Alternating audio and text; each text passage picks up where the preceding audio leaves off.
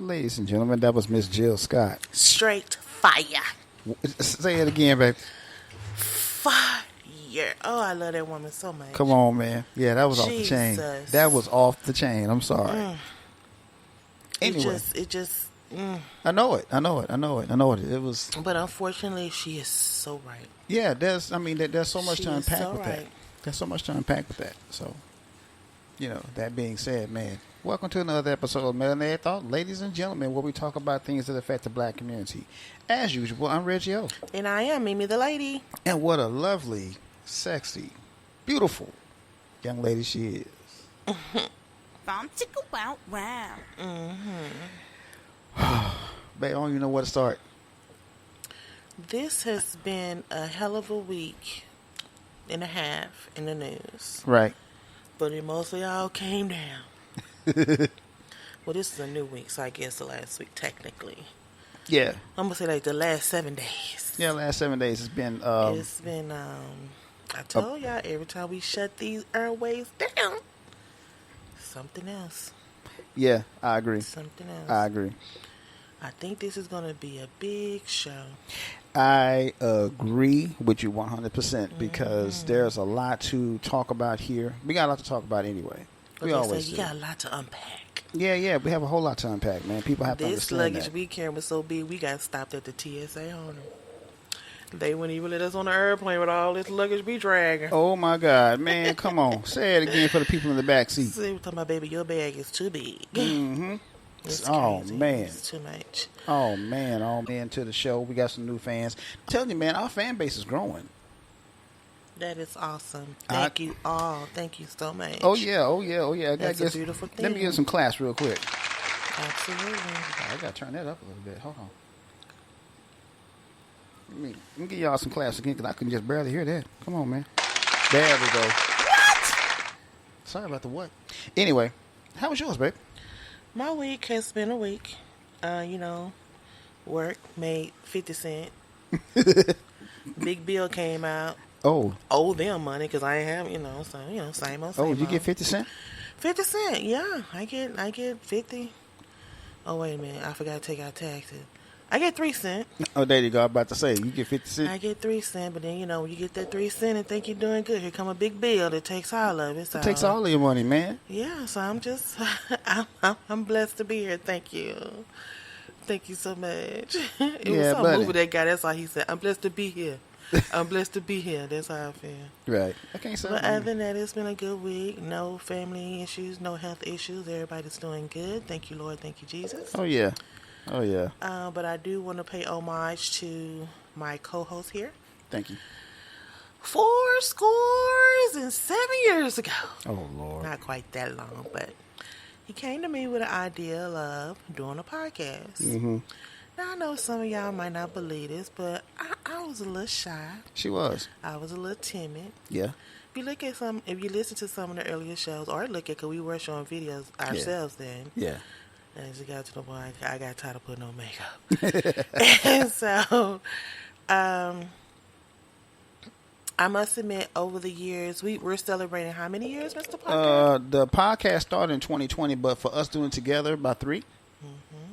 Yeah. No, it's about right. 3 years. You're right. Clap it up.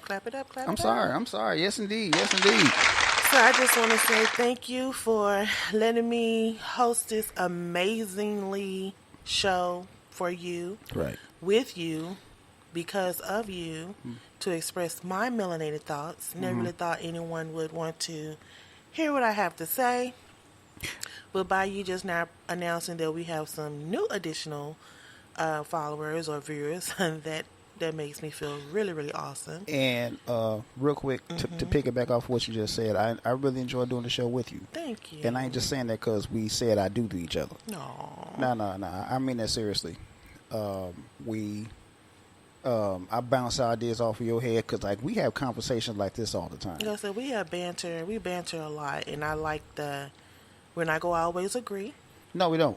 We're going to disagree. I love, if everybody know, I love playing devil's advocate. Yeah. But this show has been a huge eye-opening eye awakening, however you want to put that, for me, as a black woman, a Christian woman, right, a sister, a cousin. I'm a daughter. Both my parents just passed on. God rest her soul. I'm a wife. I feel like I'm a good friend, a good bestie. It has opened me up to pretty much express how I feel, how I think, and how I thought. Hence, Melanated Thoughts. Of course. And I just want to say thank you. I never really thought that I would be doing a platform like this, to be on the same platform as other people, podcasts that I listen to, and I be trying to critique them, saying, Shout out to Tariq Nasheed. Very much so. So, thank you for introducing this platform to me and letting me ride along, and cheers to you, kudos to you, and here's to another 50. Oh, of course, man. Of course. 73 shows in, and that's a pretty good record because, to be honest with you, most podcasts barely last a year. I know. That's why when I saw that, it popped up on my time, like, what? Yeah. Has it been that long, that many 3 shows? years, man. Yeah. 3 years. Yeah. And like I said, I've been getting on this woman's nerves since 2018. Yeah. So, what? I'm just being honest, you know. So, and she ain't killed me yet, y'all. So I must be doing something right. So. And I also want to mention too, we had an interesting kind of semi-date night Friday. Yeah. We looked at this movie called The They Clone Tyrone. Man, I want to talk about that. There's so much to unpack in that movie. Really, it is. That's a lot. I get braids the start of the summer because it'd be too hot to do your hair. So it's time for me to take them down and get some more. So I started taking down my braids. And the whole time I'm like, what the hell is this? Yeah, because she wasn't feeling it at first. What the hell is this? She wasn't feeling it at first. And then he kind of was explaining to me a little bit along the way. Then I started listening to and seeing symbolism. That's a deep movie. That is a very deep movie. It is telling, in the words of Mike Tyson, the truth. And I would recommend you guys watch it. It's on Netflix. Yeah. And I would recommend you guys watch that movie because it's an eye-opener and it will make you think. You be like, yeah. I was having a conversation with a friend of mine and he was telling me, he said, hey, you know, when people vanish, how do people vanish and never be seen again? Right. And he was saying they're taking them. He said, have you noticed that a lot of Walmarts are closing? Yep. And by every Walmart, pretty much, there's a Home Depot or a Lowe's. Right. And he said that they're building underground tunnels. At first, when he was telling me, I'm like, okay, what you smoking? He said they're building underground tunnels, and kidnapping people. Those are the people who's down there building those tunnels, because there's going to be a race war pretty soon, and it's going to be the survivor of the thickest. Either you can survive or you can't. Right. And it's pretty going to be a race war. And in reality, if you look at how we're living now, it's getting to that point. Our toes is on that line. Yeah, it's getting to that point. We're double dutching with it right now. No doubt about it. No doubt about it. I agree with you on that. Shout out to Jamie Foxx. I didn't quite figure out who produced that movie. I had to look that up. But shout out Kiefer Sutherland I'm a big Kiefer Sutherland fan. And Jamie Foxx, and I don't remember the other actors, but John Boyega. Yeah, John Boyega, he was in it. Yeah, so it like I said at first, I was like, because with me, if anybody know me, if you don't give me the first 15 minutes, she goes to sleep. I either go to sleep or I'm out. I get up and walk away from it. She goes to sleep, man. But I sat there and it makes you think. Yes, it does. It makes you think. Yes, it does. There's a lot going on in that movie, and I'm looking at the movie, and it caught my attention almost immediately.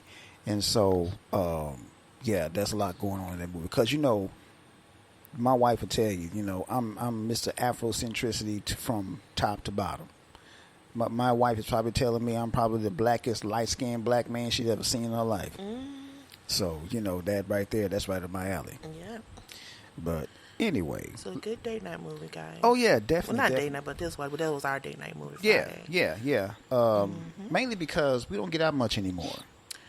And it's me, but like I said, I can't keep living. No, I'm not saying you were, but it's just for a while, especially now, I don't really get this much anyway because it's, it's too hot. It's too hot. It's a lot going on. For a while, I'm not gonna lie, because I've mentioned it on the show before. Too much is going on. Yeah. And when too much is going on, I sit down.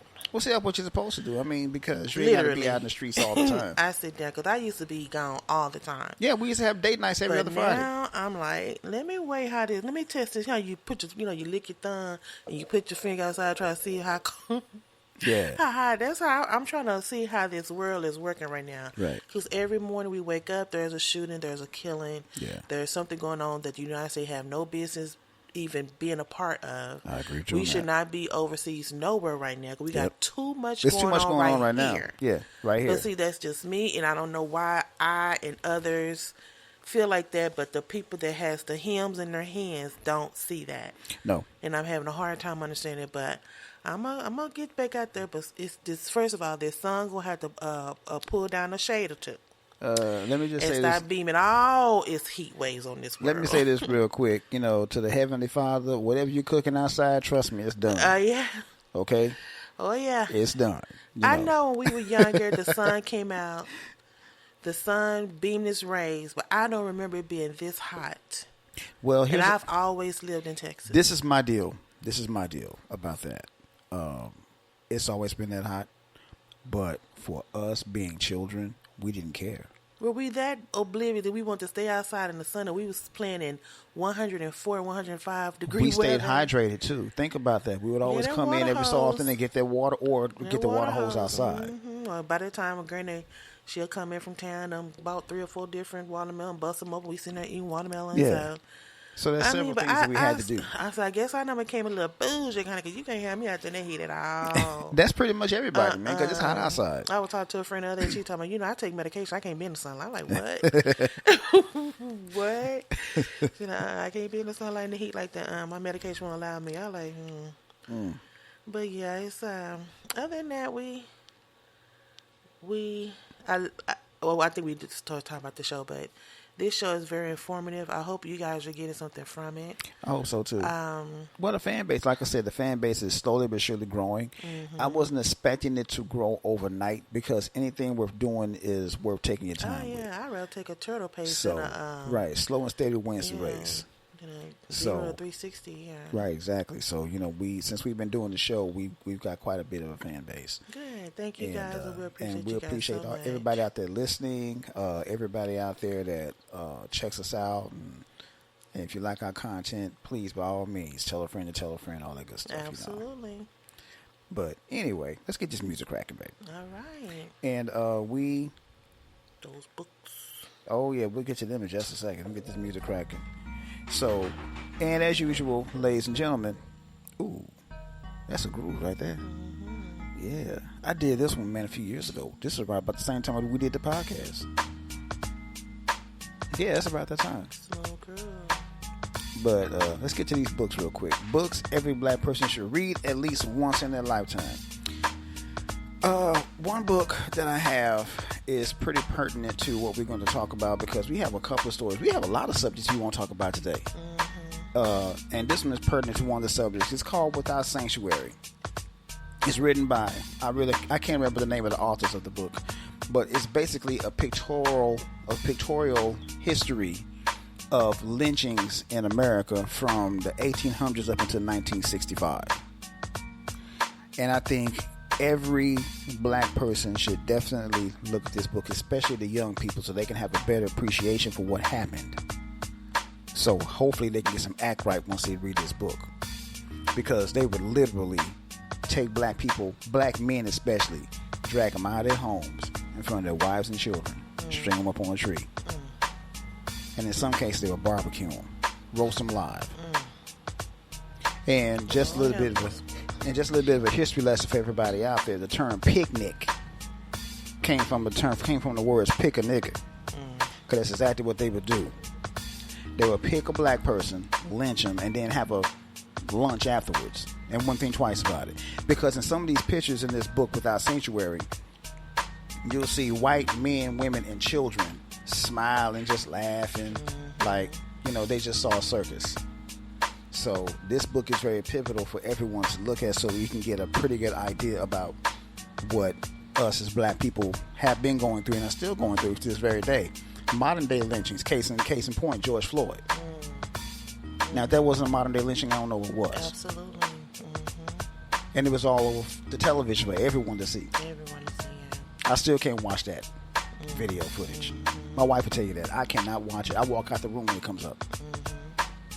So, but anyway, Without Sanctuary, that's a good one. Second book. This book just came out like about a month ago. It's called The Black Reparations Project. Now, normally whenever I post a book out here, it's always one that I've read.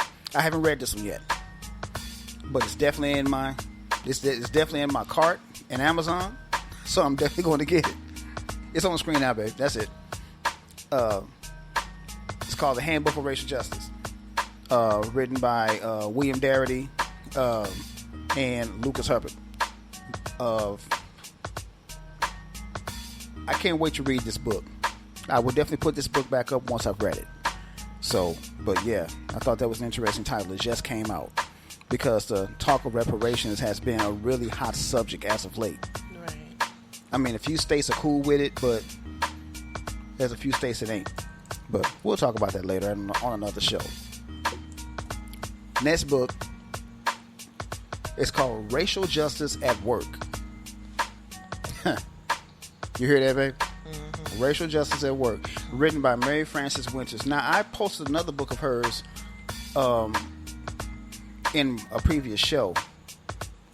I can't remember the title, but anyway, this one right here, for those of us who are in corporate America, we need to read this book because it talks about how racial justice is perceived in the workplace in corporate America. Not just in corporate America, but like at the local garage where you got multiracial people working in the garages and stuff.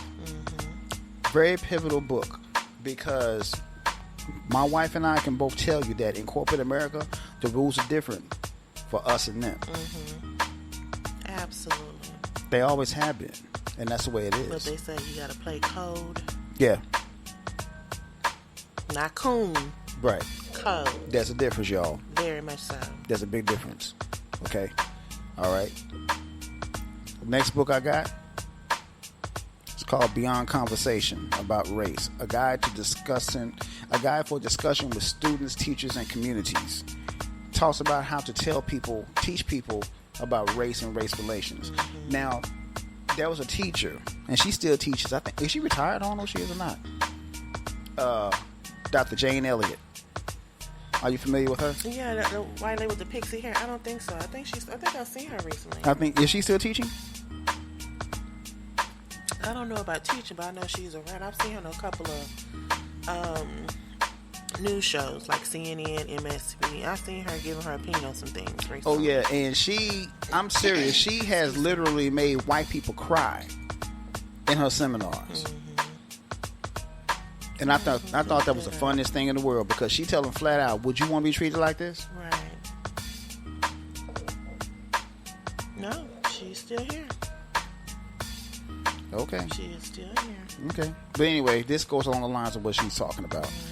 But it's a really good read, y'all. It's a really good read, especially if you have children, and if their children have, multicultural friends. Because I know when I was growing up, I had a couple of white friends. I definitely had some Chinese friends.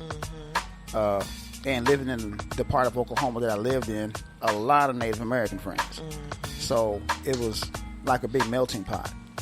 I mean, especially when you go to the public schools right now, you'll see, people hanging out together. But you got to teach them about how to deal with the whole thing about race. Right, all cultures. Oh, no doubt about it, because it's a multicultural society. Anyway, that's all I got. Bold words from a black woman, my favorite section, because my wife came up with this. What you got today? You got a good one, I know. Yeah, at the opening of the show, you saw Miss Jill Heather Scott. Yeah, buddy. Put her heart and soul into a rendition of her singing the national anthem. And she put her foot in it. She put the kitchen sink, Man. her foot, The garbage disposal. Everything that people say put in, she put it in there. The deep freezer. She made a gumbo out there. So she put everything in there. Shout out to Gumbo because we went to Papa Do's today for lunch. Yep, we did. I wanted to pay homage to Jill Scott in her rendition because when I heard it, I had heard it before. I'm like, what is this? I just thought so because she does something like that in her concert all the time. But when I went back and looked into, I said that's not what she did before. It sent chills down my body, up my spine, made my chest stick out, and I was so proud. Hell yeah. Because when I say she put her foot in each and every note and sung it so boldly, it's amazing. It's beautiful. And with her rendition of the national anthem, you know who this reminds me of? Miss Billie Holiday. Strange Fruit. Exactly. You know where I'm going with this, right? So that's what this reminds me of. And of course, the dominant society, white people, don't like this right here. Yeah, she got a lot of backlash for this. She got a lot of backlash for First of all, let me give you a little history. Jill Scott is an American singer, songwriter, model, poet, and actress. I was introduced to Jill Scott in the 2000s. That's when her first album came out in 2000. And I've been a fan ever since. Oh, yeah. Every time, this is my first time ever missing her show because my sister was sick and that's just a given. I was going to do that anyway. Exactly. But every time she comes to town, I'm in one of those seats in whatever arena she's in. In 2000, her debut album, Who is Jill Scott? Words and Sounds Volume 1, amazing. It was a good album. And it went platinum, of course. It was a good album. And then she followed up with Beautifully Human, Words and Sounds Volume 2. Yeah. And then after that, The Real Thing, Words and Sound Volume 3. And both of those went gold. You just have to sit down and some got some little funky groove, but in a lot of her songs, it make you think about love, relationships, heartache, make up the breakup, life, being a woman. It's so much in all her music. It's just make you feel good to be a woman. Right. And it can relate to you men too. It really can. Make you probably understand a woman a little bit more. But the reason why I wanted to say this about her is that she took her platform and did her rendition of that anthem.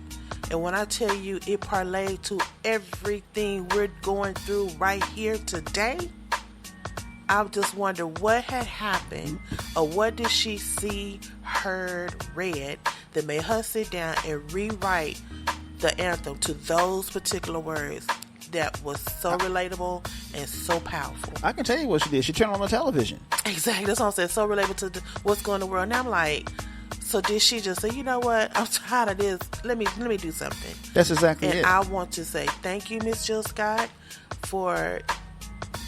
I don't know if you knew you was gonna get some backlash for it, but for you going strong with it and not even caring because you are continually performing it in every show that you have. I think her last show is sometime in this month.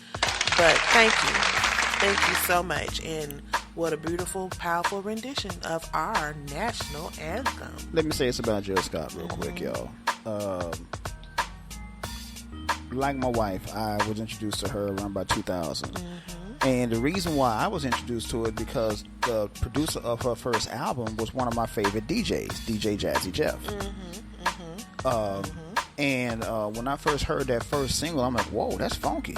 Getting in the way. Come on, there it is right there. That's it right there, boy. You gonna understand. Oh, for sure, man. You don't understand. Exactly. That was a jam, man. And like I said, that was... when that song, I don't mean to cut y'all, but when that song come out, they thought she was fighting with a man. Listen to the words. No. Listen to the words. No. Just a beautiful... And so let me say this about Jill Scott. You know, Jill Scott is like my wife. She's a big girl. No, she's not anymore. Not anymore, she's not. But still, when she first came out, she was a big girl. She was plus size. Yeah, plus size, big girl. How you want to put it? But anyway, I ain't gonna even lie. I had a bit of a crush on her. And she cute to boot. And that was amazing to me, man, because she was like I said, all of her songs has a bit of a message in it if you listen to them. Absolutely. Okay? All of her songs. I mean, she's Why do you think she's been around so long? Exactly. Exactly. She's been around. But here's the beauty of Jill Scott. She ain't got to talk about how brown her booty hole is to sell a record. Now that was a word. I'm just saying, am I lying? No, you're mighty right. Mighty right. Exactly. But Well, she did have some controversy a couple of years ago. Was it last year? When she was symbolizing fellatio. But hell, it's a grown and sexy show. Hell yeah. Now, don't be coming here acting all high and mighty like you ain't never gave it or got it done. Come on now. And some of her, like I said, some of her songs are sexy. They're just downright sexy. For sure. And she's telling you what she like and what she like to do and what she like to get. That's what we do. Yeah. That's how the song go. I mean, it's just amazing to me the stuff people make a big deal out of, but she never stopped doing it. And that's another thing. She continued to do it because that was her interpretation of what she liked to do to her man. Yeah, and there's nothing wrong with that. That's what it is. Not at all. Ain't nothing wrong with that. So, But shout out to Jill Scott. And whenever you come back to town, if God say the same, in the words of the great Michael Madonna. No, not Michael. What's his name? Gregory Hines. I'm going to be there. Mm-hmm. Yeah, I'm going to be there. No, I'm going to be there. I got you. I hear you. I'm going to be there. All right, then. So I just love it. I mean, and when you leave her concert, you just feel like, I remember a couple of girls' friends went about 2 years ago. It was before COVID. 2-3 years ago, and we just all hyped up. It's a beautiful thing. It's a show you have to experience. And like I said, I've seen her several times, and it's always different. So, thank you, Miss Jill Scott. Yeah, buddy. Okay. You get a sound ticket this time? I didn't. You know what? I did. Production slacking on the sound effects. Man, let me say this real quick. Let me say this real quick. I did have it, but I lost it. So, but I did. I'm sorry. But anyway, MTP News, y'all. And now, hold on tight. It's time for MTP News. We got some shit for y'all today, man. Well, every time we do the news, man, we used to call it current events, but now it's just straight news. Just straight up news, man. Now, what they say, it's just straight booty. Yeah. But now we have some good and some bad. This is a story I did a couple of weeks ago on the podcast about a college student in the University of Wisconsin-Madison that had a absolute breakdown about her fellow black dorm mate. Oh, this is the one where she said she wanted to kill them all. Some right. shit I'm like gonna that. read what she said, okay. And then I'm gonna go tirade. This is what she said. I am going to go back and hunt every fucking little nigger who fucking did me wrong. I literally hate all of them. I'm going to make them pick fucking cotton in the fields all day long until they die of fucking thirst. Their bodies are going to dry out because of, I'm sorry. Their bodies are going to dry out because of how much cotton they are picking from me. What an idiot. Okay. So after that came on, a lot of her fellow college mates protested, and to this point, which made her give this whack ass, sorry ass excuse my language, and this is what she said. Okay. My words were utterly disgusting and unacceptable, whether in public or private. This is completely inexcusable, and I accept full responsibility for the pain and anger that I have caused across campus. Moreover, I know that no words can do or undo the hurt I have caused throughout the community, and for that, I am deeply sorry. No, what you need to do is get kicked out of campus, out of school. But to this day, the reason why we're bringing this story, to this day, for that tirade that she made, she has not received any punishment, and she has not been expelled from school. And to me, this is my personal thought. This little video that she caught herself getting an apology on is a lack of poor remorse that she could have kept for the dogs. You failed, you big dummy. Yeah. So what say you, Mr. Parker? This is what I say. Yo, mama. Not the mama Joe. So, But more than 66,000 people signed the petition, urging her to be expelled from the university. And as of today, July 23rd, 2023, she has not. of course not. She probably won't be expelled because they'll probably chalk that up as her just as freedom of speech, basically. You know how they do with white folks. The reason why I kind of chuckle because she's such an idiot that she thinks that by them picking cotton, I guess, while she just go have them out there from sun up to sundown, Yeah. that their bodies are just going to dry up from picking cotton. Well, back in the day, they did work them to death, literally. A lot of them Do were dropped you believe dead. her? Don't believe what?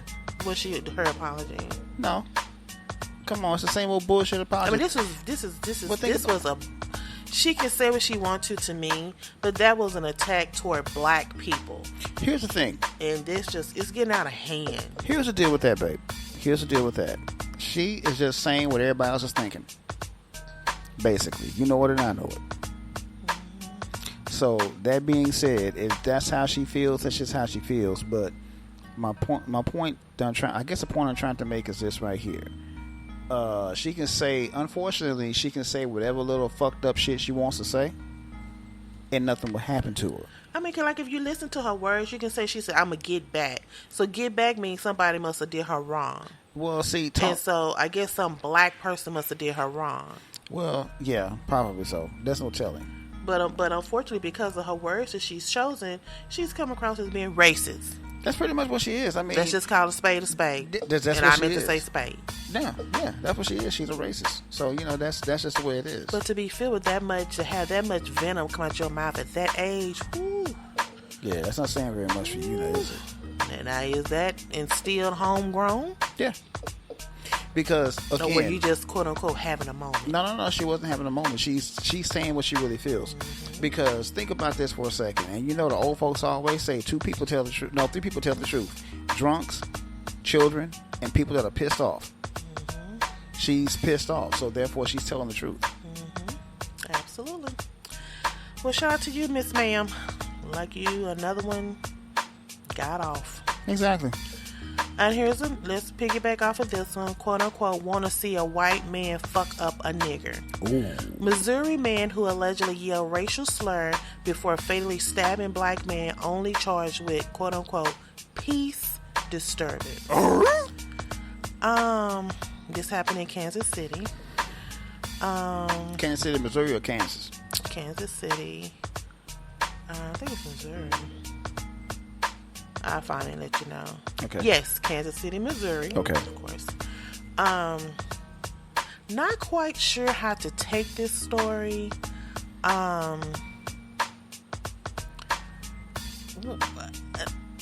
He wasn't shy because there were witnesses around. And I guess he was trying to think they were going to be in his corner. And they weren't. Did you read this story? I read the story. So what take did you get from it? Because I couldn't quite grasp why. Well, they didn't really get into detail as to why the stabbing happened. But there were witnesses that were saying that he was calling him all kinds of niggas and porch monkeys and shit like that. And nobody really knows how the fight ensued. But it ended in him stabbing someone. Yeah, and it's like killing he them. was trying to intentionally get something started with a black man. That's exactly what he was trying to do. That's what I got from it. That's what they were trying to say. That's exactly what they were trying to say. Yeah. They were saying he was trying to start some shit. Right. That way he could, justify his actions. And so far, all he's got charged with was a peace and that's disturbance. And that's a low grade misdemeanor. People have heard you actually say, "I'm gonna fuck up this black man," slinging racial slurs from the him to the Himalayas, and that's all you charged with? Mm-hmm. Again, just like the previous story, he got out, bruh. He did. He got off with a slap on the wrist, man. So that right there was. That just goes along the lines of what we were talking about. Right. That's a public lynching. Right. I just don't get the audacity Well, he got the complexion with the connection for the protection. Let's just be real. Moving on. There you go. Now here's another story that was just outrageous. Just like, it had Twitter on the blaze. I'm not gonna lie. Quote unquote, you gotta get out. Bizarre video of black man fighting off white woman who broke into his home raises questions and concerns over the lack of force that the police officer shown upon her to try to get her out this man's home. Okay, when I read this story, I immediately thought back to Jotham Bond. That was a story that happened here in Texas. Oh, yeah. This baby lost his life when he sat in his own house, sitting on his own couch, eating a bowl of ice cream. Yeah. By a police officer, mind you. Yeah. Now, this woman, they really don't know how she broke into this man's house. He was steady telling her, get out. And then when the police was called, they didn't tase her. They talked to her very calmly. They didn't slam her on the ground like they did this lady. We did the story a couple of weeks ago that she had cancer. They didn't slam her on the ground. Right. They pretty much coddled her like the other woman who shot the mother through the door. Mm-hmm. Now, mind you, I haven't heard of a black person breaking into somebody's home. But you know what would happen? I know that happened. And when the police got there, they put George Floyd walking out the store. Look how they did him. So these people just literally walking. This woman is in this man. She's telling him, this is not your home, ma'am. This is my home. The police officer was just pretty much woo, woo, woo, woo, woo, woo, her. So what's the difference? There is no difference. See, so the lack of force is because of what? Her skin She got tone? the complexion with the connection for the protection. Again, another one gets off. Exactly. Because of what? Skin color.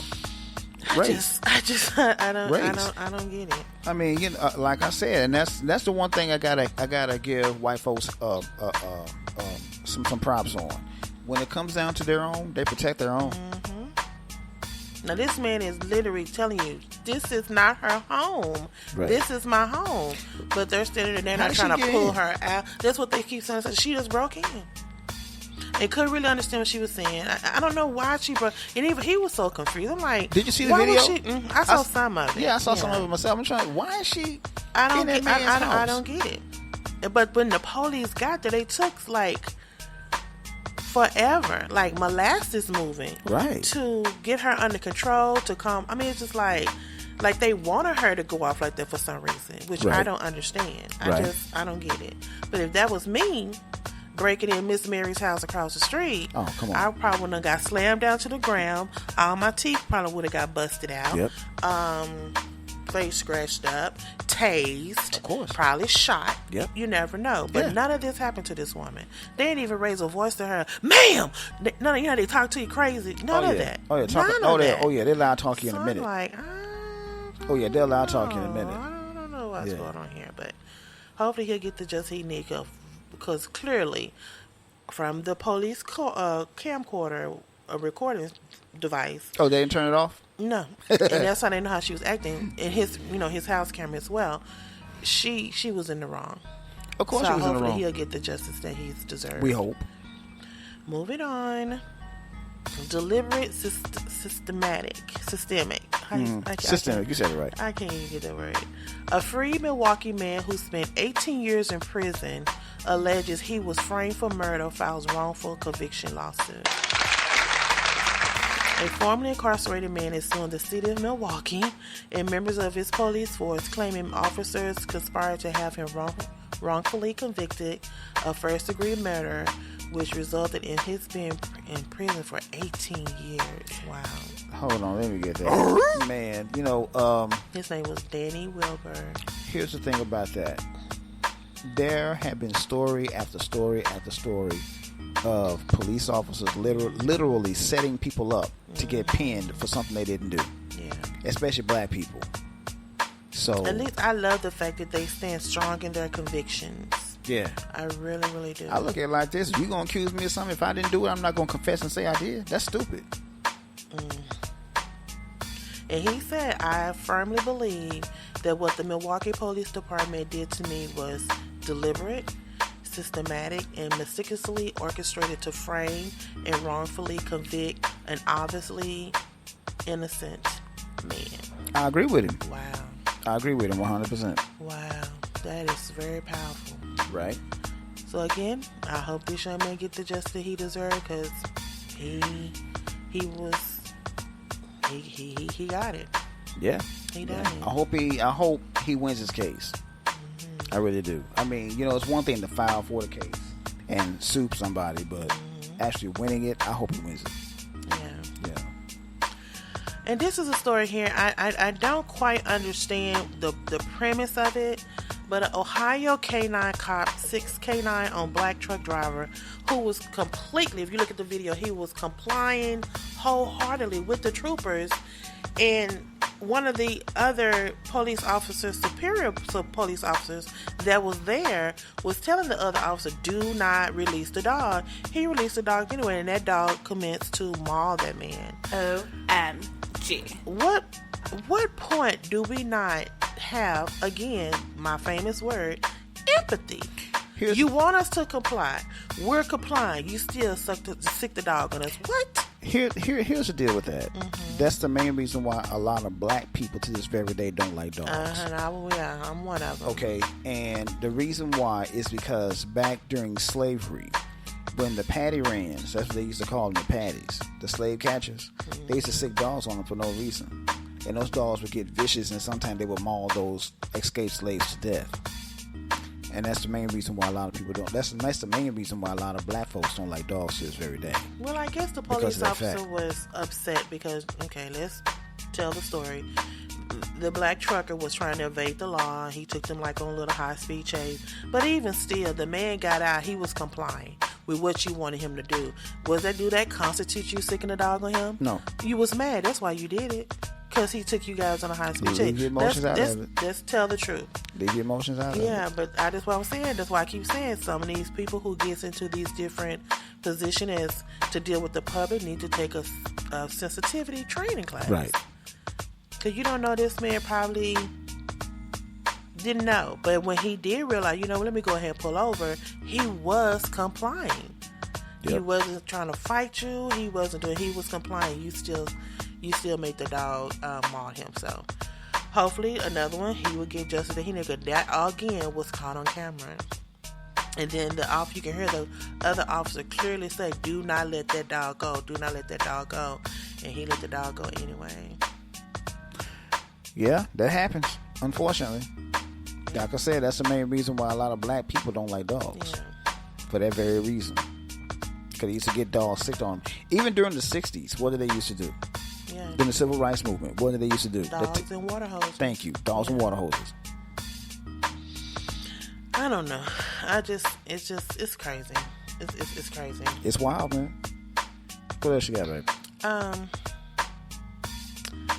This next story, I again with the systemic racism, quote unquote, it was wrong.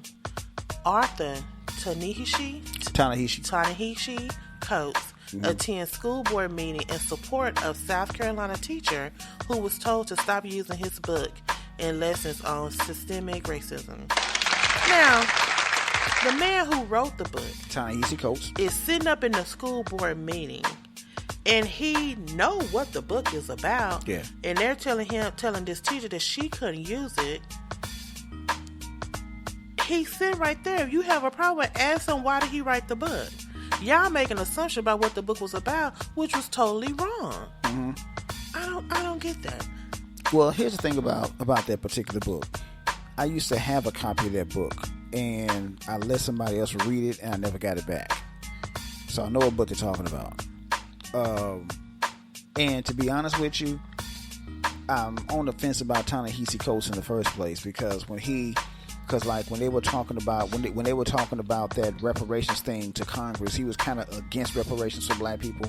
So that's kind of why I'm on the fence about that. That the unit being discussed, which is Mr. Coates' book, made them feel quote unquote uncomfortable. Of course it did, and quote unquote ashamed to be Caucasian. Well, see, and I was getting to that. And that's another reason why this book is in question right now, because to be honest with you, basically Ta-Nehisi Coates, if you read the book, he's actually telling the truth. And that's the problem. What did Ice Cube say when NWA was going through that little thing whenever they went on tour. Tell a little truth, what happens? People lose their minds. And that's pretty much what happened. And see, that's the problem with white people now. That's why they don't like to talk about race and racism, because they know that racism is their invention. And they don't want to feel sorry for what they did. And that's the what he problem. did.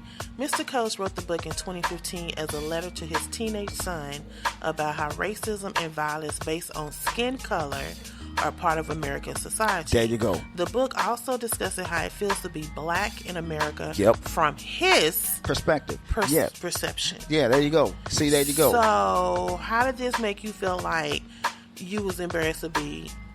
Is what? Hello? Is that guilt? That's exactly it. What I just say? I Is just said guilt that, right? ringing your doorbell? I just said that, right? Go ahead and answer it. I just said that, right? Yeah. See, told you. Go ahead and open it, because that's exactly. Okay. The name of the book, if any of you guys are interested, is called Between the World and Me. Between the World and Me. That's it. Between the World and Me. I used to have that book. I need to get it back. I need that in my library. So that way when we do get our house, it'll be right there so people can read it. Well, I don't know.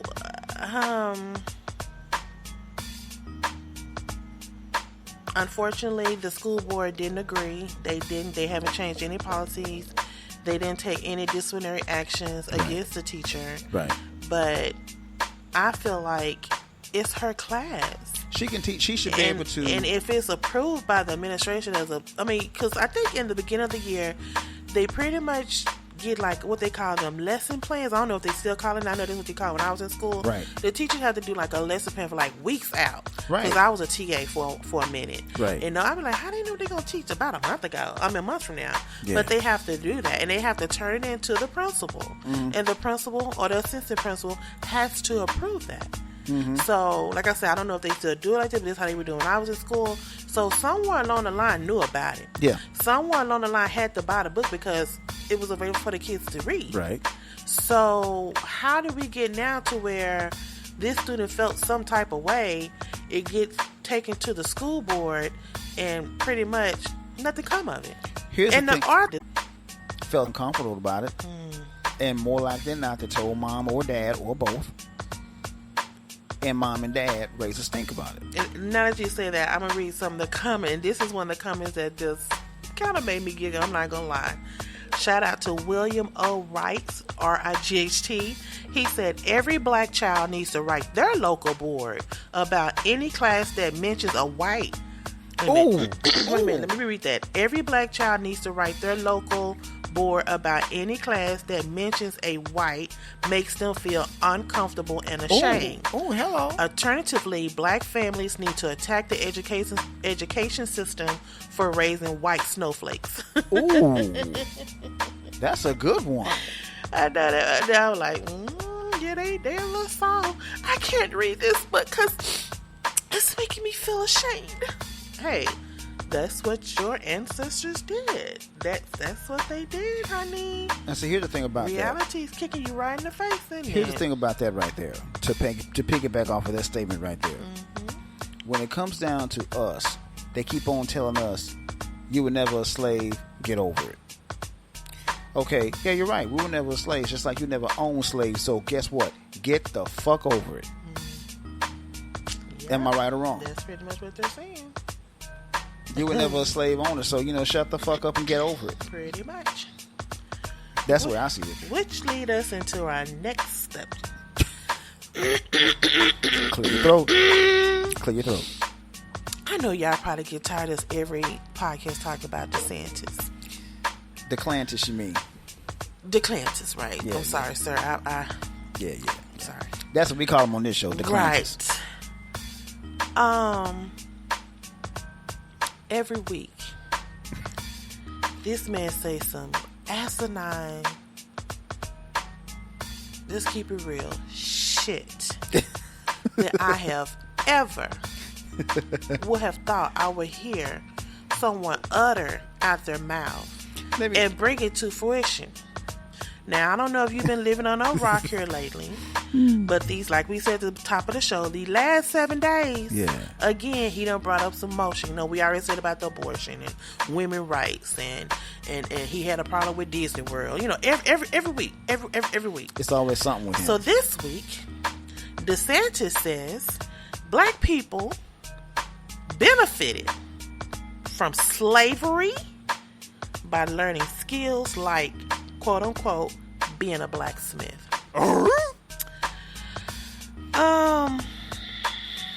This is what this meant, so I'm gonna read his quote. He said, people learn beneficial skills as slaves. They're probably going to show that some of the folks that eventually parlayed, you know, being a blacksmith into doing things better in life. I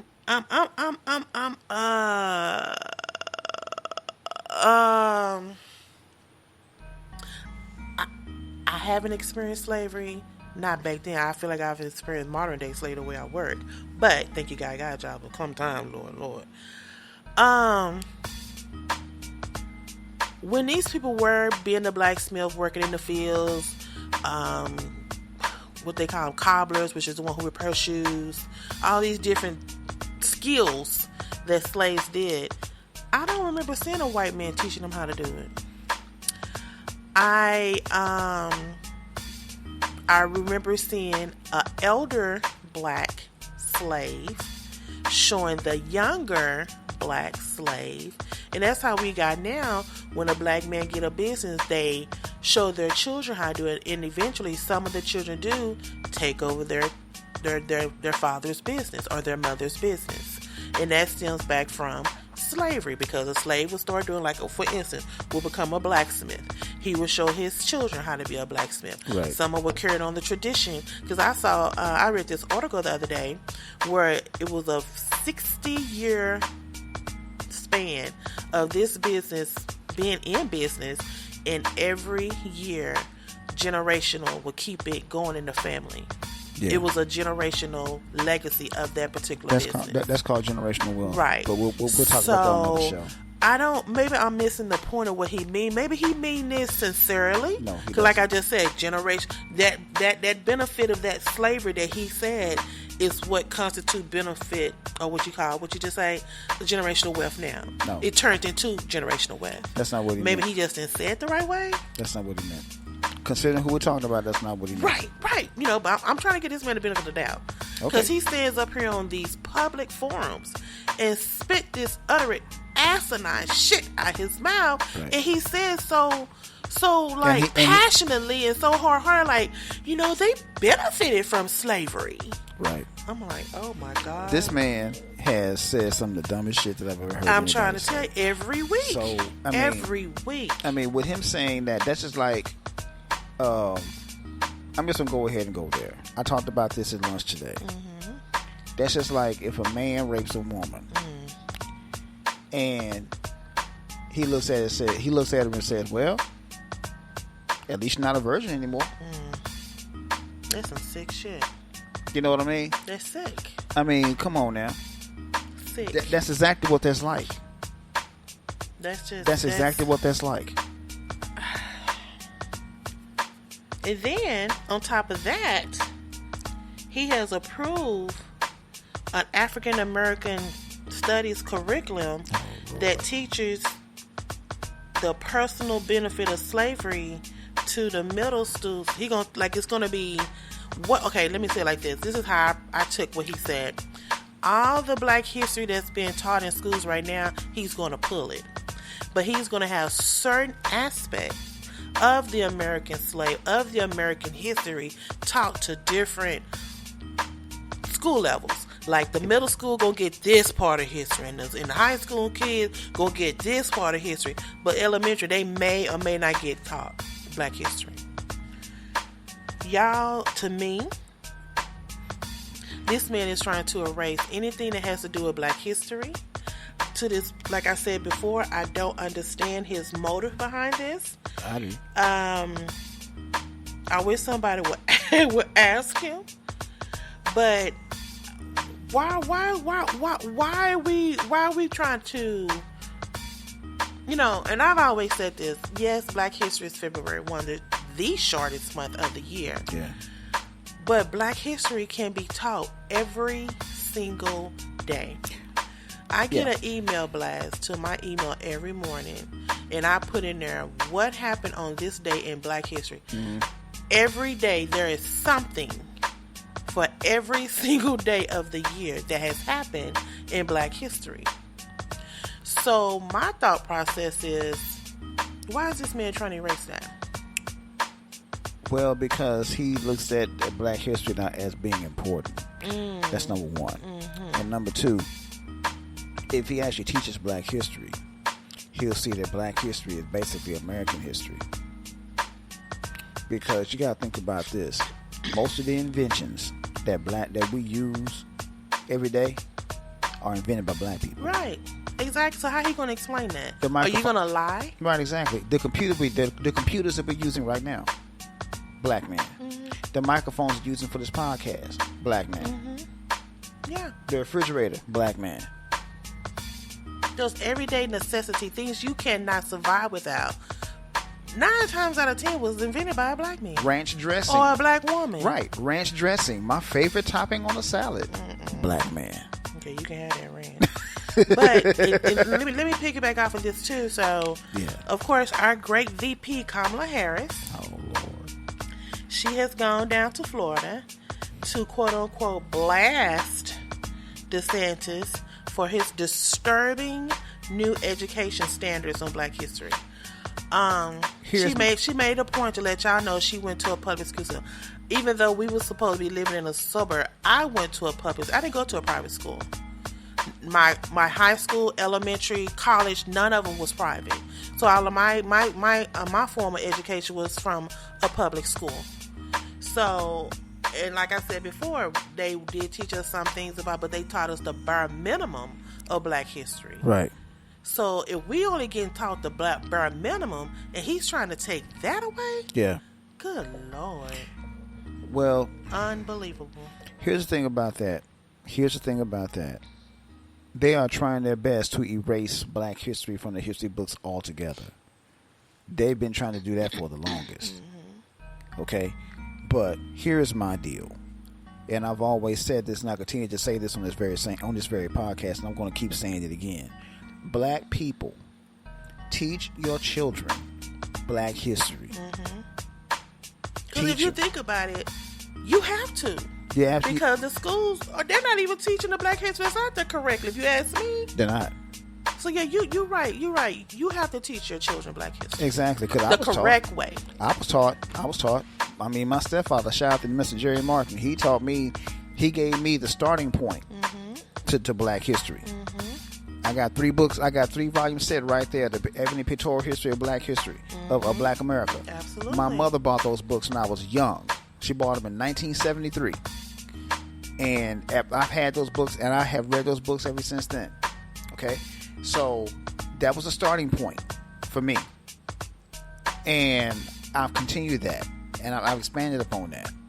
And I continue to do that. I've taught my wife a few things. I've taught several people a few things about Black history. And the thing about that is, and I think this kind of messed up. My wife went to what? Two HBCUs, babe? Very much, yeah. She went to 2 HBCUs, and they did not teach her anything about Black history. She learned more from bare minimum. She learned more from me on Black history than she ever did. In research, right? Yeah, exactly. So, okay. But my point is this right here. We as Black people need to teach our history to our children and teach it the right way.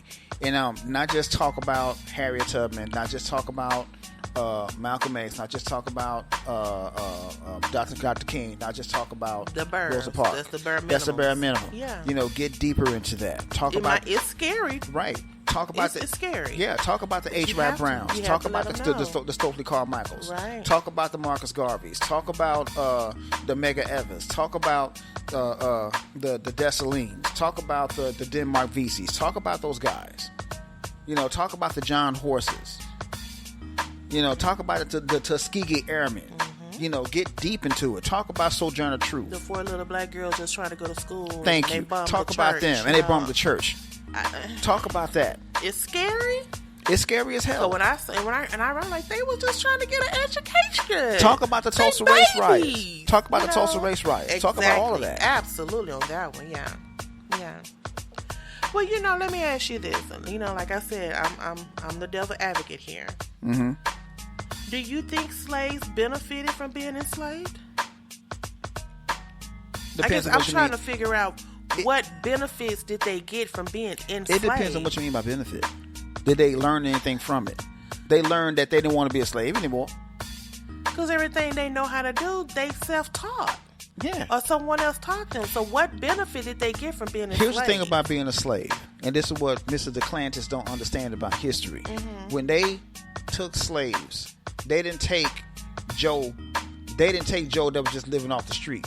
They took people that actually knew what the hell they were doing. Mm-hmm. They took the carpenters. They took the blacksmiths, the metal workers. Because let's get back into history real quick. The first people to ever work metal in the world ever were black people. Mm-hmm. Okay? First people to ever work it. So but white folks didn't know what they were doing. They were still using stone tools. They started using metal tools. They came across black people. And you know what's so funny? We keep preaching Black history, Black history, Black history. But even to this day, in this year 2023, there are a lot of us our age who don't even know our Black history. I know it, man. So but how are they going to teach their children or their grandchildren? Well, that's what that's what you have to do. They're leaving up to the school, but like I said, the school is giving them bare minimum. If that. So again, we're going to have another generational loss. Right, exactly. I mean, I was fortunate enough to have my stepfather teach me. Mm-hmm. But the thing of it is, we have to understand something that they're not going to learn it from the powers that be because they're going to tell you their version of history. Right, exactly. All right. And so we, as people, we have to teach our own. If we can't teach it, find somebody that can teach them. Right. And it was very, like I said, I have my eyebrow raised as Pamela. Like I said, I don't think she's really done much since she's been in there. Let me get on that real quick. But to hear her give her side of the perspective of what the DeClantis is doing, it was very, very, very heartfelt, very encouraging. And for her to say that we as black people need to teach our own black history, I wholeheartedly agree. Well, let me get on to her real quick. Let me get on to Miss Kamala Harris real quick. Mm-hmm. Okay. Now, I think that she's a contradiction. Let me explain that. She's a contradiction for the simple fact that we're talking about the same person that said she wouldn't do anything just strictly for black people. Mm-hmm. It has to be for everybody else. Okay, so I'm kind of on the fence about that. I mean, granted, she did that and said all that, but then again, you got to think about this for a second. There's an election season coming up. The Democrats are losing favor with black people.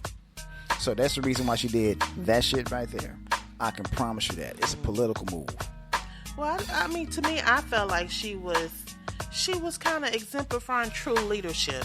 She heard about it. She got on it. She went down to Florida, inviting him to come up and meet with her and talk to her about it because she was okay. I'm gonna read one of the quotes that I found that she said, "The fact that our children do not learn the true history, that we may soon find ourselves repeating it, and that is what is so dangerous about this. The fact, if you tell young people indoctrinated in their minds that slavery isn't a bad thing, then when they become leaders tomorrow, they have been taught nothing." In other words, there's gonna be a whole bunch of Jesse Lee Petersons running around here. It's gonna be the same thing, like your what's the girl I don't like?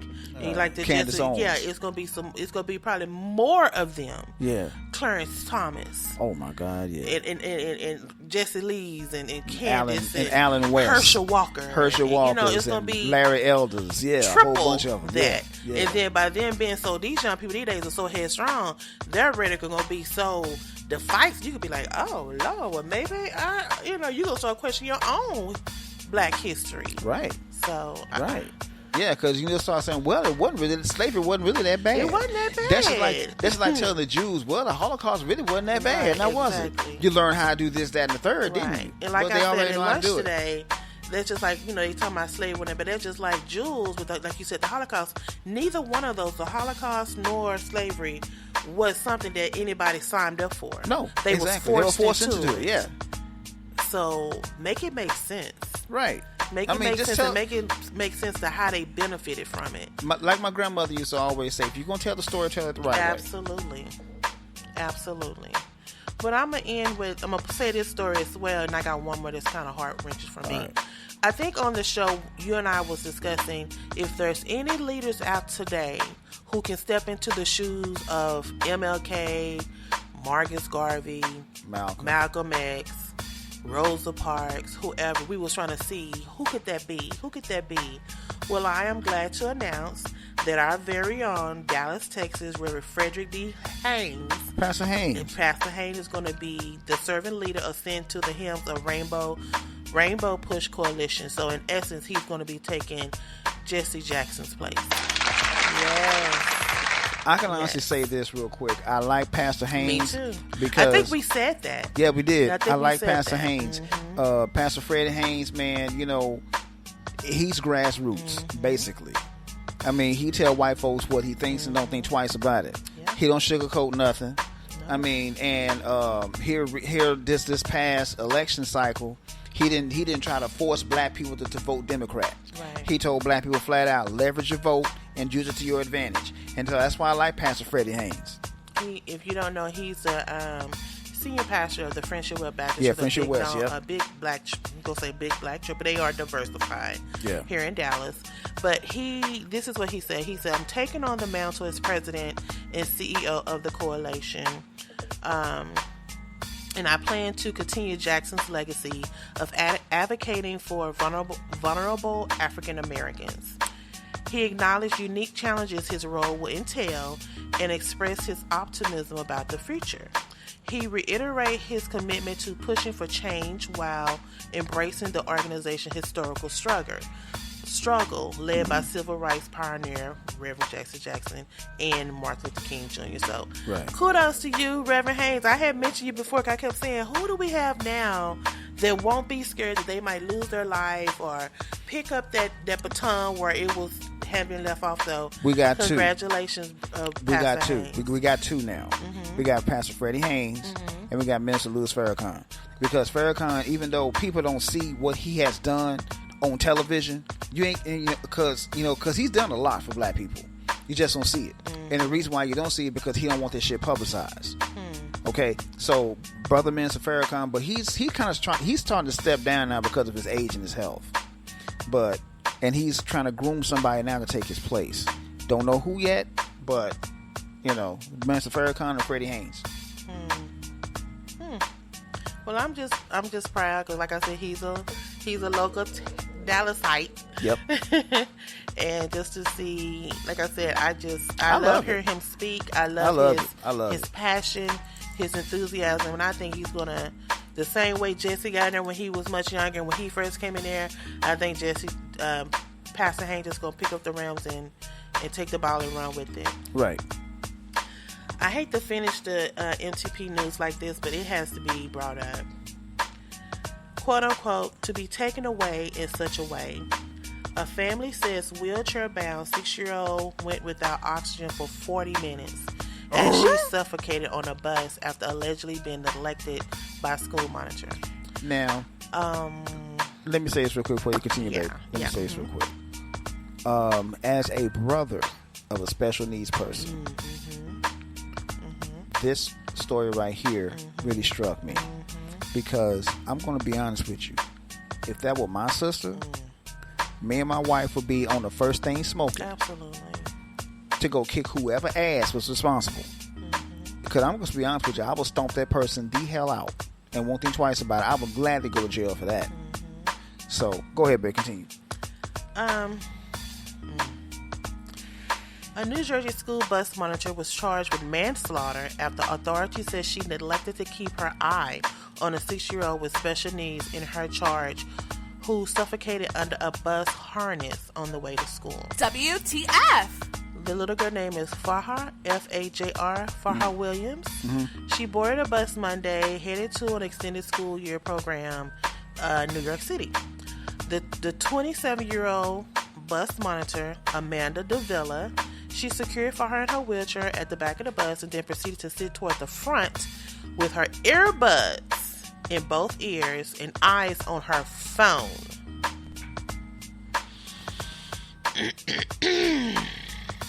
On the way to school, the bus driver drove over several bumps in the road, which called for her to slump in her wheelchair. The harness strapped to her chair tightened around her neck, making it difficult for her to breathe, which proceeded in her death. That's messed up. You cannot tell me that baby did not make not 1 ounce of noise. But how was she heard? She got her earbuds in. When I read this story and saw the video, It got to you, didn't it? Yeah. Yeah. Yeah. But even though she was diagnosed with she was diagnosed with Emanuel syndrome as a baby. It's a rare chromosome condition that left her unable to speak or walk. Yeah. But why would you put her at the back of the bus? Bottom line, You go to the front of the bus. You probably know she can't walk or speak. again, And you can't. I'm having a hard time understanding like I said, she was a special needs child. She's a special needs child, which means you got to pay attention to them all the time. Okay.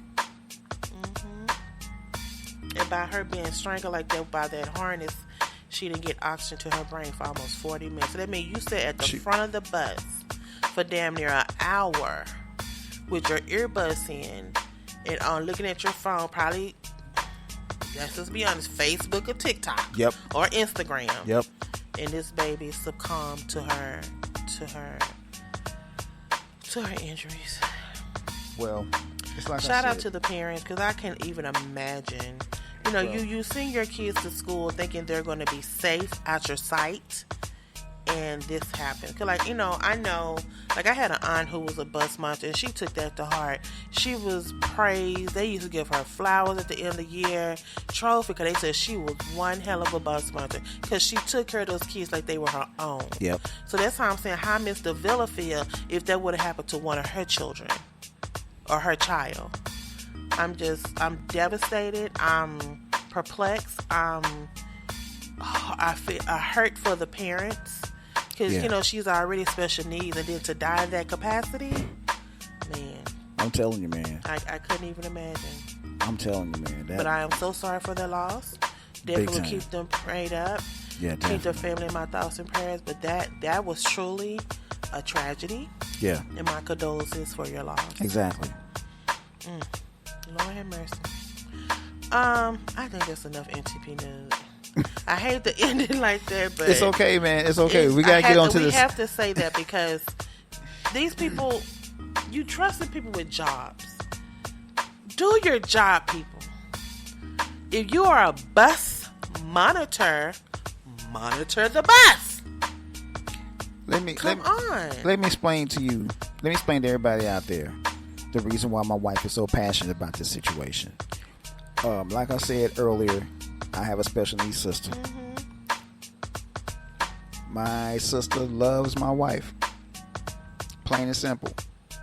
She really does. Almost as much as I do, if not more. My wife loves my sister. So that's the reason why she's so passionate. I feel like you're taking advantage exactly of their that's why disability. That's why I see it. And I'm trying to hold back the emotions right now, because you know that right there, I would be pissed off to the highest of pissed. Oh yeah. And I'm looking for the person responsible. Absolutely. That's just me. That's my sister. My job as her big brother is protected, because I did on several occasions. She suffered at the of hand course, of yes, someone else. yeah, exactly. That wasn't her fault. So you know that right there is enough for me right there. So that's the reason why my wife is so passionate about the situation. Okay. Well, let me mention this one as well, because I thought I was done, but I want to talk about this one. Go ahead. The popular black social club, The Gathering Spot, receives backlash from members and social media after introducing a new white CFO to replace black co-founder. And now they're calling it gentrified. Now I will play a sound effect on that, but the sound effect machine went down. The batteries died on it. I forgot to charge it. But anyway, here's the thing. Now I'm gonna say this because it came to my spirit when I read this story. Why don't you and I try to become members of the KKK? Not just members, the president. It has happened. I mean, there was a black man's old KKK. The Black Klansman. Spike Lee did a movie about it. That actually happened. Oh, Denzel Washington's son. Yeah. But look how he had to do it. Yeah. I don't know how I feel about this story because, like I said,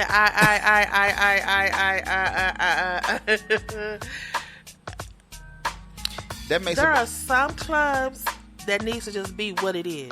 Yeah. I know we're trying to gentrify, we're trying to diversify, we're trying to cut all this, just this. But some things just do not need to be touched. I agree. And I'm going to piggyback off this story. I think I talked to you about it, either my sister about it.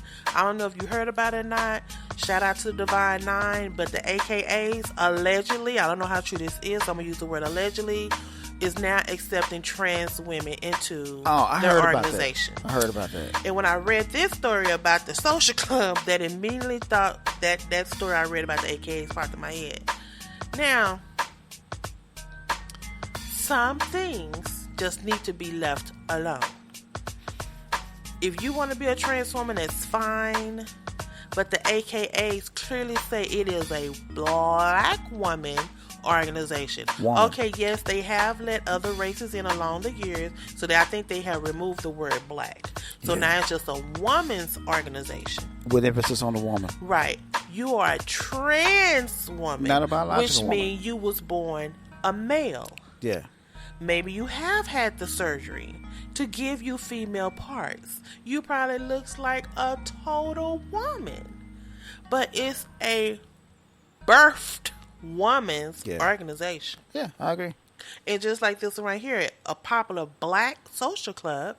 They got a white and they president. didn't say why they got rid of the black, why they replaced the first black season. So I don't know. They didn't even say what happened. But now it's called the gentrified spot. It's not even black. I don't know how to take this story. I don't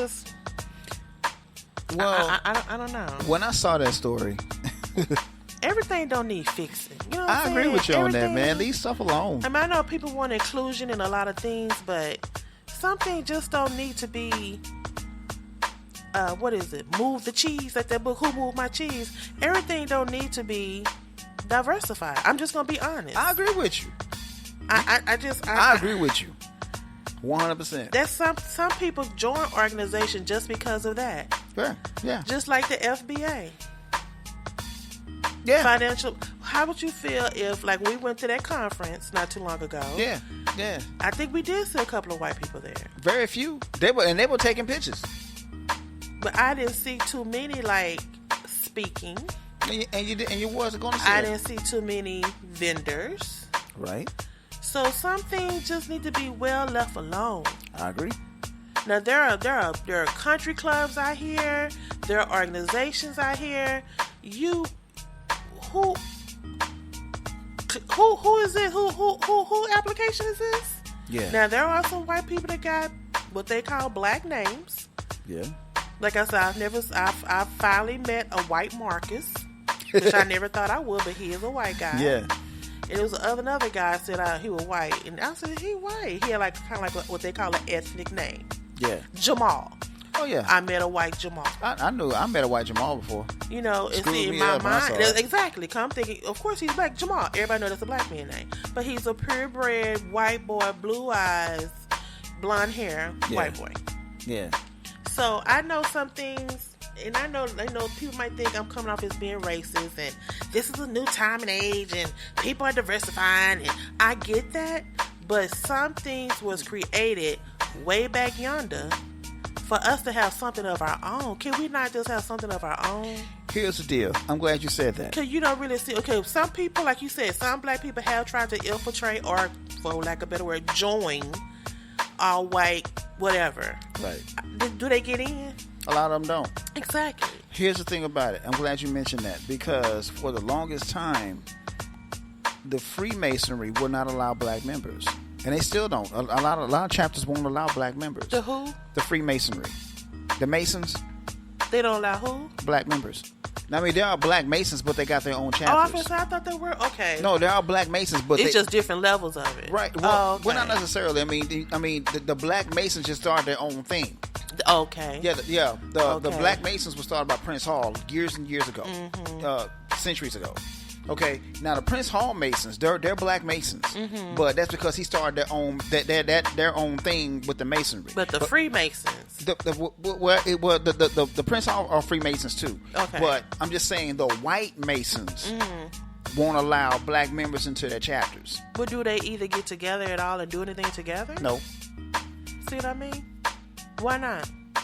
because they're So black y'all Masons. want to be so inclusive, they had to go and start their own club. Exactly. And now you guys don't even commingle, but y'all have the same rhetoric? There you go.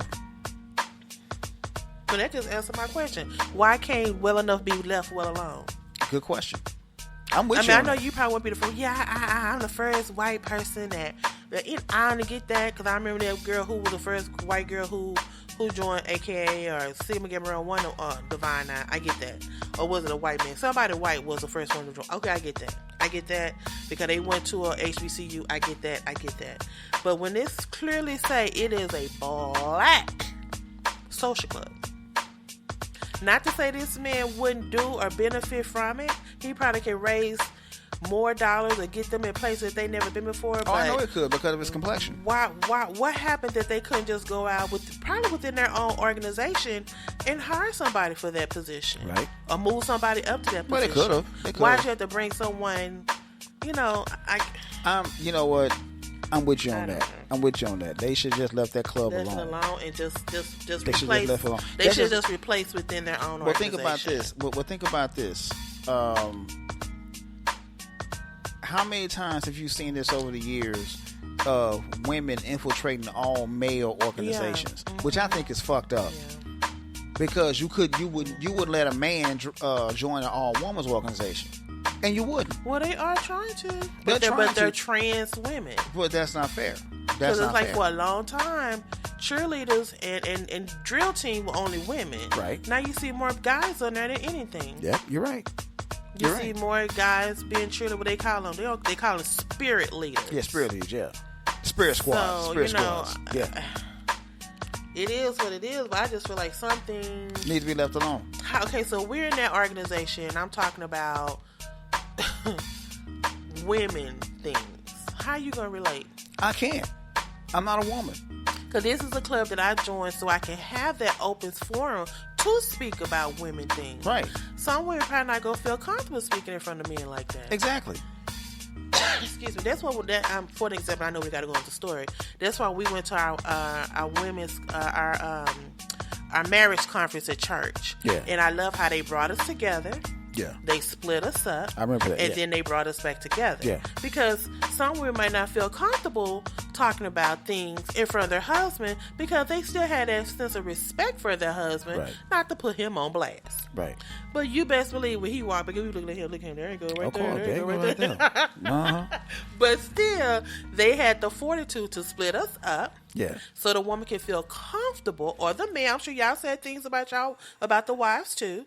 That y'all can have that fun to see. Well, I just can't be the only one going through this. Let me see what this brother can say. You know, For the record, my wife is perfect. I won't say I'm perfect, but I'm just kidding, I'm but tap anyway, dancing on that line. I'm tap dancing on that now, serious. But like I said, I like the way they did that. And like I said, some things just don't need to be, for lack of better words, co-mingled. Right. I agree. Keep I it agree. as I agree. is. I agree. It's kind of like it's kind. I'm glad you said that too, because it's kind of like when you go out with the girls. You don't want me tagging along No. because that's a girl thing. Because not too long ago, we had a girls' day out. Yeah. And we ended up having like a slumber party. And I stayed An here. adult slumber party. And that was the best thing. We woosawed, we drank, we ate. We just had a good time as adults. You know, you mostly have pajama parties there when you're children. Right. But we, as adult women who done lived a little bit, Right. It felt like I had just came back from Jamaica somewhere. Right. You know what I'm saying? That was refreshing. Because you need to have that outlet. It's the same deal with Not guys. to just vent about. We didn't vent about me. We didn't bash. No, we just talked about life. It's the same deal with guys. You know, that's why guys go to the barbershop and stay for hours on end. Absolutely. That's why we go to the hair salon. Same thing. Exactly. We sit up here. Same thing. You know, I go to the barbershop up the street. You know, I talk to my man Famous, and we talk about music. We talk about all kinds of things. It's just a guy thing. You know, just like with this right here. I disagree with the white guy being at the helm. I think it's going to be a problem. And I think they're going to lose members because of it. Watch what I tell you. Yeah, I'm kind of reading some of the story here. They say he has a wealth of knowledge. He came from other organizations. But I just feel like, y'all...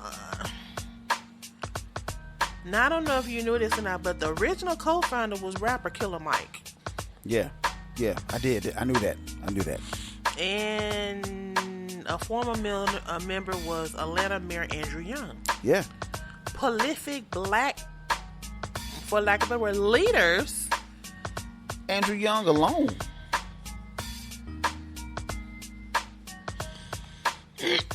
Andrew Young alone, that speaks volumes. Yeah, but this is what the membership cost includes: a $300 initiation fee, Okay. a $2,000 annual fee, or a $200 per month fee.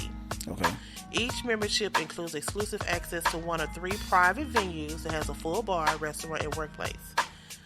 I mean, this is a place, like you just said, people go and network and build business relationships and partnerships and talk about man thing. I even like as a woman, I would want to do it because I love how we come together, we be together, but then we also separate. Right. Like, especially on Saturday. Everybody know I like to turn corners on Saturday. I like to get up, do my thing. Especially, like, I don't want you going with me to get my nails done. Right. That's my woo-saw moment for me. Same thing so with when me I getting go my haircut. exactly, when I go get my nails done, I be gone for what, 3-4 hours? At least. I know that's number, but I get my nails done, my hair done, my feet done, my eyebrow, I do it all, and I tell them, do not rush me.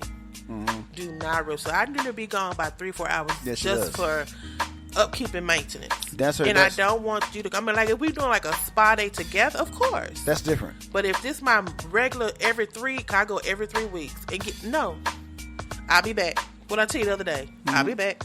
Yep. And then when I left, you ain't bring. It's just, I just feel like we as people need that. So as far as this club, they probably need that. They do. Cause like, can you just hear Killer Mike and Andrew Young bantering about something? Yeah. Hell, I'm a woman and I'm jealous about that. You know what I'm saying? So that's just like me and listen to Maya Angelou and Jill Scott and Olivia. What's her name? Kerry Washington. And but the lady who played the part, How to Get Away with Murder, the lady. Viola Davis. I would love to sit in a room with them and just listen to them just talk, Even Oprah.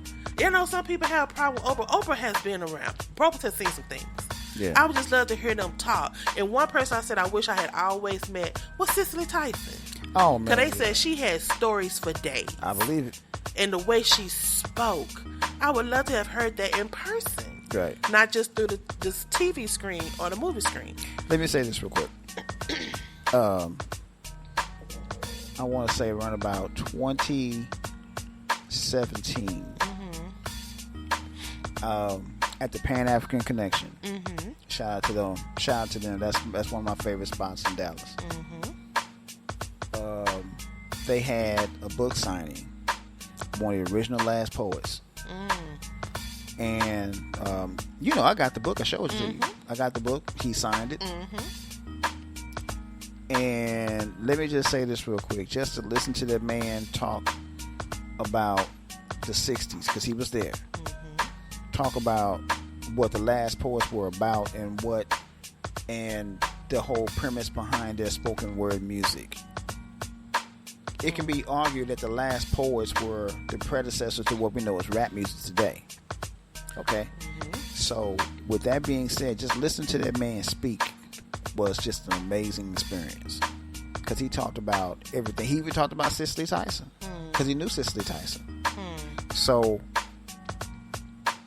and I see what you're talking about when you mention Cicely Tyson, because that's why I brought him up. So, that right there was just an amazing thing right there, just to sit back and listen to him speak. And it was mostly guys. There were a couple of women sprinkled around the room, but it was mostly dudes there. And they were just sitting up there waiting, just listening to, hanging on every word the guys were, hanging on every word that he said. Yeah. Because he's an elder. And so we were paying attention to him. Because, like, that's what you do when it comes to an elder. You listen to him. You know what? You showed me this. What is that thing that Elijah Muhammad do? The correlation. What's that thing he do?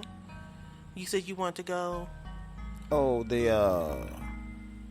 where he sit around, all these people are in the room, and they're hanging on every word. Oh, you're talking about Savior's Day. Savior's Day, yeah. And I was looking at that, and it just, when the camera panned the room, no people just looking at him. It was so quiet. Because they heard everything he they was. They on every word he said. Yeah. You know how prolific that is? That you have the attention of a room of over 500 people. And that's who I wanted to have. That's who I wanted to sit down and talk to just for 1 hour. Just talk to Minister Farrakhan just for one whole hour. That's their history alone? Yeah, oh exactly. My God. And that's how I used to be about my grandmothers and my mother, and how the ladies would get together. And, you know, they formulated me into how to be a lady, how to be strong, and, you know, you don't have to be a drag ass for a man. I miss those conversations. That's why I was just telling my sister the other day, I miss us going around and having those meetings. And like back then, you couldn't sit around grown folks when grown folks talk. Of course not. No. You go someplace else. And I couldn't wait to get grown. And when I got grown, baby, I used to sit there and I used to just let it all soak in. Right. Because that's history. Yeah, and lots of it. And see, I love it. A little bit of a history, y'all, about black people in general. That's how history was passed along. Absolutely. From the elders to the younger people. I mean, that's just like with my grandfather. My grandfather was a wealth of history. Yeah. He was there during the Tulsa race riots. My grandfather, yeah. And I used to just love to hear Papa. My Papa. Oh, man. And just to hear him talk, you be like, Papa for real? He'd be like, yeah. Uh-huh. Yeah. My grandfather, too, man. He would sit up here and tell us those stories. And me and Jay would just sit up there and just listen to him hang on every word. Yeah. Every single word. We wouldn't miss a note. That's why I said we have to teach our children our own history. Of course. Yes, I agree with you on that. The schools are doing just enough, and now some of the schools are trying to take it away. Yep. They got to know where they come from. Yep. They got to have a foundation to stand on. Yep. I'm not saying there's nothing wrong with mixing race. I'm not saying nothing about that. Oh, no. If they want to do this like this club, they want to, you do that. But as long as they know what your premise is. This man, like I said, this man might take this club to astronomical places that they never thought they could grow. I'm not going to say he can't, but I just think that they should. But just keep that foundation. I think that they should have. They could have put a black person in the place. That's what I said. I think they should have. I think they're going to lose members. Personally, I think they're going to lose members. Yeah. And I hope I'm wrong, but I think they're going to lose members. Well, that wraps up this week's MTP News. Don't worry, I'm going to get it next week. I have it next week. I have it next week. Now on to the show's topic. The Carlee Russell. If you've been living under a rock again this week, there has been a story that has the masses complex. I'm gonna let you, let's flip the switch. I normally start off and then you talk about it and give your perspective of it. All right, y'all. This is what's going on. Yeah, explain to them what's happening, then give your perspective of it. Okay, this is what's going on. For those of you who don't know, there was a young lady named Carlee Russell. According to her, she was driving down the street and she saw a child. Toddler. A toddler. 3 to 4 years old. 3 to maybe 4 years old. Okay. She in turn took this, she stopped to help this toddler. And then when she stopped to help this toddler, she was kidnapped. Allegedly. Now, they found her. Well, she came home 2 days later. Let me tell everybody. She came home 2 days later. 2 days later. She had a box of crab legs with her and $175. No, 107. 107. Oh, 107. I'm sorry. $107. Where was it? In her sock. Okay. Now, granted that she was kidnapped, there were no bruises on it. Of it, but we'll get into We'll get to but that, yeah. the premise of it, you got the premise down. Okay, Yeah. that's what I wanted to do. Yeah. I wanted to get the premise of it down. Mm-hmm. So that's that. So now I'm gonna let my wife have it so we can get into detail about it. Go ahead, babe. Do your thing. When I saw the story, I was oblivious. My sister brought to my attention. Because I don't really be hanging on social media like that. Right. And I guess something must have flashed on TikTok, Instagram, or Facebook or whatever. That everybody was put up there. They did like a flyer. Yeah. Help us find find Carlee Russell. Right. So when I started doing my own investigation of it, immediately I found myself being perplexed and saying, damn, somebody don't know that they missing a child? Exactly. Why was a child on the interstate like that? Uh-huh. And then I'm thinking a lot of these people, I'm just saying from what I've witnessed, are not buckling their children in car seats like they're supposed to. Yep. And I'm thinking maybe they hit a curve too hard and the child went out the window. Right. Because allegedly, per Miss Russell, the baby only had on a t-shirt and a diaper. Okay. So I'm thinking, why is this baby still wearing a diaper At 4 at years old. 3 to 4 years old? Maybe she meant a pull-up. Even then, at 3 to 4 years old, she should be potty trained by now. So I didn't really give my synopsis. I was just like, oh, Lord. I just immediately started praying. Said, Lord, I hope she's found safe and sound and she's able to come home without hurt, harm, or danger to her. As the story go on, I finally saw the news conference, the press conference, where all the sheriffs and FBI agents and all of them came together to, kind of explain what's really, really going on. And I saw the video of the camera. Here we go again, people, with the camera. Come on. That was on the freeway. They showed her every move, pretty much. I listened to the 911 call, and then I listened and I watched the video. Didn't add up. And then when she eventually came back home, Unharmed. she was walking through the woods, and just fortunately, when she came out the woods, she was on her own street that her house is on. Now, the first thing popped in my mind, where's the baby? Yep. If you pulled over trying to help a baby, where's the baby? Uh-huh.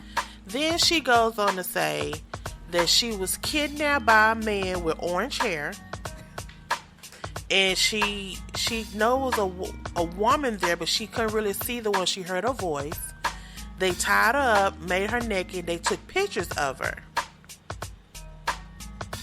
And then what? Did you fight your way out? What you do? What happened after that? I still haven't really heard what happened after that. Did she fight her way out? Did they just let her go? What happened?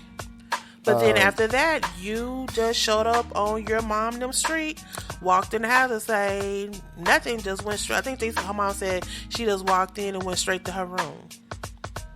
Now, if you've been tied up, where the rope burns? Don't you still have some kind of marking on you where you've been tied up? No bruises. No bruises. But then, here we go.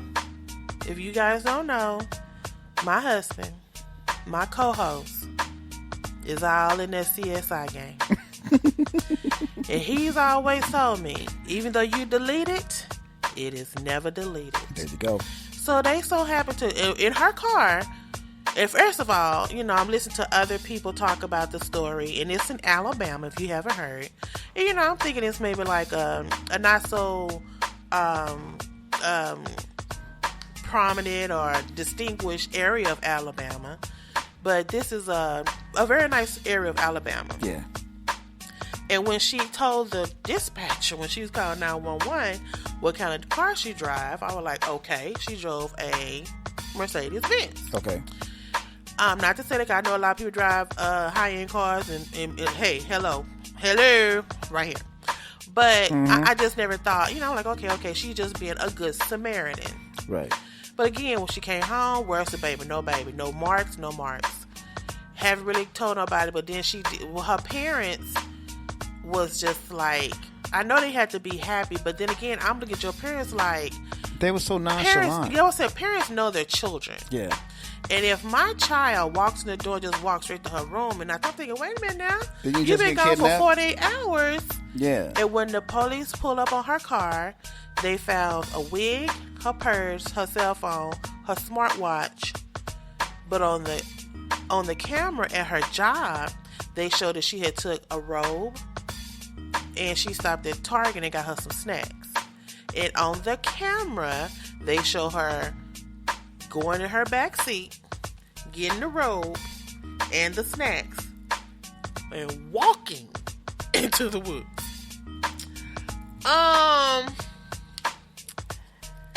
Now a lot of y'all have been comparing her to the Jessie Smollett. Y'all been calling her Carlee Smollett. Well, here's the thing about the Jussie Smollett. For those of you who don't know, Jussie Smollett is the only person in the history of the world to ever get in trouble for kicking his own ass. Okay? So... he's the only person I know that can go to Subway at 2 o'clock in the morning. in the middle of a Chicago winter. I've never known Subway to be open that late. Me either. Not even in Chicago. My thing with this story is nothing is ever deleted. And when those people got a hold of her phone and they was able to go, even though she deleted, she went back and searched how to be kidnapped, how to steal money out the register. Does the Amber Alert cost anything? I think she even kind of Googled that movie Taken. Yep. She I guess she called herself trying to do the best thing on how to make this little kidnapping successful. Yeah. But in the end, allegedly, it is appearing to everyone that this baby has lied.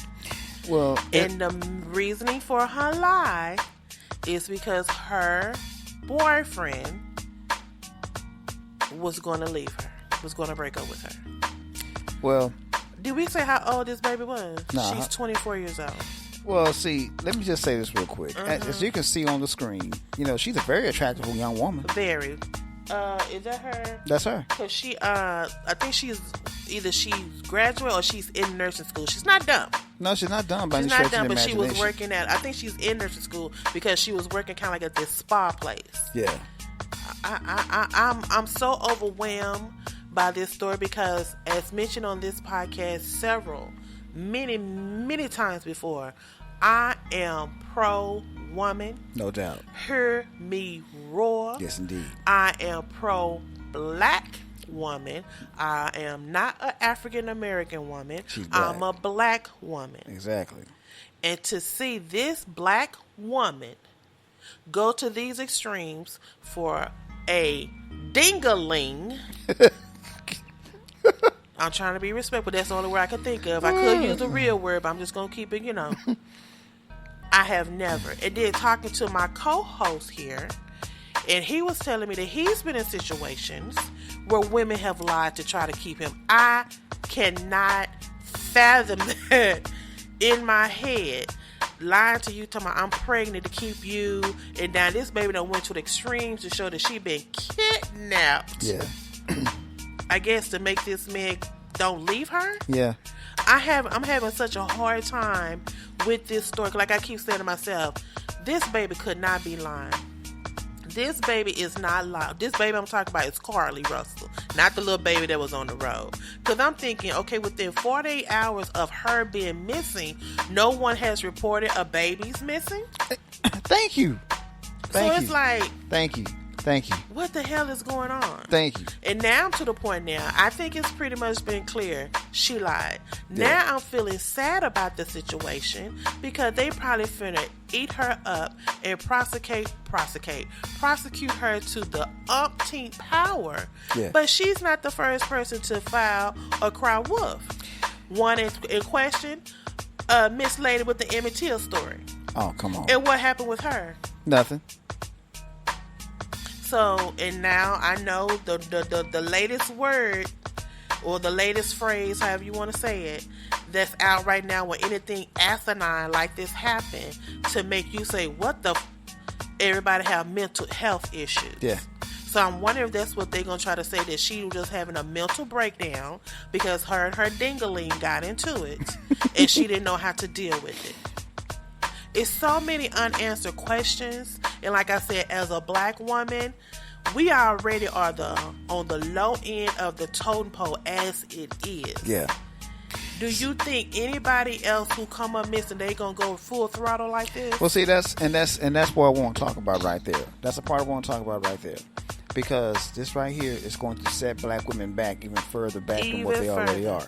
Because black women get kidnapped and come up missing on a daily basis. At this point right now, it's 64,000 black women. This not no white woman, no Asian woman, no black women that are missing. 64,000 and that counting. Has not been found. And counting. Don't forget that. And counting. Because, like I said, black women come up missing all the damn time. Nobody bats an eye because they don't care. Okay? Side note, it's 2 black children down here in Fort Worth, Texas right now. 13 and 11 missing. Yep. They got them on camera, but they can't tell you where these children are. Exactly. Black females. And that's what I'm getting at right there. See, and they really don't give a damn. And because of this right here, they really ain't gonna give a damn, because they're gonna say, well, maybe she lied. Well, maybe they're lying about being kidnapped. You know, so I'm just probably piggybacking off of the Carlee Russell right, story. Exactly, and that's what I'm thinking right there. There's a bigger picture here. So with that bigger picture being what it is, they're going to start saying, well, is she lying? Is she really kidnapped? Are they really kidnapped? Or are they sitting in their mother's basement just parlaying and chilling, playing video games? You know what I mean? I mean, because women crying wolf has happened, has been happening for a long time. It really has. And it's just, like I said, it's just not black women, but it's sad that it is black women. You know? It's sad that it's black women doing this right here. Now, normally, when I first heard this story, I said, that's got to be a white woman. That's what I thought, too. Carlee. Yeah. I heard the name Carlee. Yeah. That's what I thought. I said, it's got to be a white woman.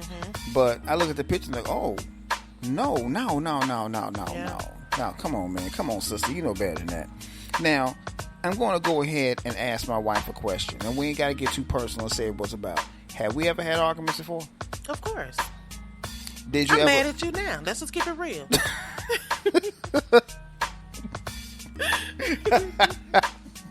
I mean, yeah. And you know what? And I wouldn't have any. If we was in a, and I think I said this before too. If I had a relationship and we're not going back and forth, I don't want it. Something wrong. I do not want Something it. is wrong. Something is wrong. I agree with you on that. But my point is this right here. Even though my wife has been mad at me and I've been mad at her. Which I don't know why, but you know. Anyway. It is what it is. Anyway. She has never said, I'm gonna leave and not come back. She ain't ever lied and said she was gonna kidnap herself or none of this shit. You know, she ain't never done none of that. Definitely ain't gonna say I'm pregnant. You gonna look at me like, for real? you pregnant? Come on now. Come on, people. Oh, Lordy. But yeah, that's I mean, that's what I'm getting at right there. I mean, you know, you're going to have issues with your significant other. That happens, man. She just made it so hard for black women to be taken seriously and to be believed. And that's my biggest deal right there. That's my biggest deal right there. This is going to hurt black women even worse, because black women are already, like you said, at the low end of the totem pole. They're overly sexually exploited, which I got a couple stories we want to talk about on that. They're perceived as being angry all the time. Angry black woman. Right. And now this right here. Yeah. This is not a good thing. Nope. And that's why it hurts me to my core. Because like I said, I am a black woman. Yeah, I know we have arguments and we go through things as women with men. But you'll have to me, this is just my perspective. I'm not going to lower my standards, my moral compass, or make up a lie to try to keep you. And to make up a lie on this magnitude is unfathomable. Yeah, this is a young woman. This ain't no old well, himself as old hoe. This ain't no old woman. This is somebody, she hasn't quite lived. Or maybe she have. Maybe she done been through so much I couldn't even imagine. But to go to those extremes, to keep a man, I know people say whatever they want to. This not even your husband. For real. Let's just keep it real. That's the only thing. Yeah, Something you would do for your husband. This No is doubt. just your dingling. Yeah. I know they've been together a couple of years, but you see what he done? Now that it's perceived that she's lied, she is nowhere on his social media footprint. Oh, yeah. So if you really love her like you said you were, you was all on social media crying, talking about, I didn't have nothing to do with this. I love her. Please bring her home. She's asleep, blah, blah, blah, blah. So why did you take everything down? Good So question. nothing really has been said what happened. No. So he's alluding to, he thinks she lying too. That's how I'm taking it. That's exactly what's going So on. why would you take everything of her off your pages, off your social Good media? question. Excuse me. And again, to hear his sister, because supposedly she was on the phone with his sister. Right. And then her sister has gave her story, and she said that her brother, which is Carlee's boyfriend, nor her had no clue that she had fabricated a story to this magnitude. Right. And now she's saying that we're going to pray for Carlee's mind. Again, mind, which lead to what? Mental health. Yeah. You just can't tell me this is the first time this child has showed signs of mental health. For real. I know things happen in the blink of an eye. People, like they say, that show I used to look at, oh, that was my favorite show too. Snapped. I understand people snap. I honestly do. But this is on another level that you're going to have so many consequences, so many FBI agents and CSI agents and state troopers, and they're trying to punish her. And they're going to. They're trying to punish her. They feel like she should be arrested. They're going to punish her too. And they're gonna give her a hard walk. Walking a green mile. She gonna walk a hard green mile. You ain't lying. All because of a lie. Yeah. And you know, and what hurt my heart too. Let me see if I can find this lady name. It's a young lady. Well, it's a mother who's out there trumping the streets with these other people and Carlee's mom, trying to make people aware of her disappearance. And this woman's daughter is missing at the very moment. Right. And she is not even knowing if her daughter is alive or not. But she's out here with Carlee Russell's family and friends Looking for her. And she wasn't even missing. Do you know how that must make that woman feel? Oh, yeah. Because it made me feel like, what the hell am I doing? Exactly. I don't know. And then, like, I would listen to Tariq Nasheed. Shout out to him. Yeah. He did make a good point. Why did they go so hard? This is the first time a black woman has ever came up missing that I've seen them go this hard for. I can tell you why. I can tell you exactly why they went so hard for it. Mm-hmm. They knew she was lying. And that's what he kept saying. He said they knew from the giddy up when they checked her phone that she was lying. And all this history she done pulled. Yeah. She pulled so much history on how to be kidnapped and tried to delete it. Yeah. That is crazy. Yeah. And then listen to her boss and her job. That's what got me too. He said, well, if she did take money from my register, she's going to be fired. This baby is missing. You talking about firing her? And so I read a story today. Since it's been assumed that she lied, she done lost her job. Of course. You done lost your job, girl. But here's the really sad part about it. Nobody in their right mind will hire her now. Nobody's going to hire her. She has ruined her whole damn career. Even if she finishes nursing school, she still won't get hired unless she's an independent nurse. And even then, nobody will take her seriously. No, because you might be telling me I have a lockjaw and I ain't nothing wrong with me. Exactly. No. And that's where they're going to see it. So, but that's the reason why they went so hard for her, because they knew she was lying. And so they did this straight up just so they could undermine black people in general, not just black women, but black people in general. Okay, because the first thing because they already think that black people ain't nothing but a whole bunch of con artists. Right, so I just Now, say, who lies cops, more than a white person? Exactly. That's why I brought up this is not the first time somebody done call fire. White people do it all the time. Thank you. But then again, with these cops, they really don't take black people seriously anyway. Precisely. Because if so, they wouldn't be out here using us as target practice. Let's just start there. Come on. But honestly, I'm just gonna say this, and this is how Mimi of Melanated Thought feel. This is not about cops. No, it's not. This is not about anything with the police department or state troopers or whatever. This is about Carlee and her search history on her phone of all the search she did to try to have this alleged kidnapping take place. Right. That is making me wonder what was going on in this young lady's mind and how long was she planning this.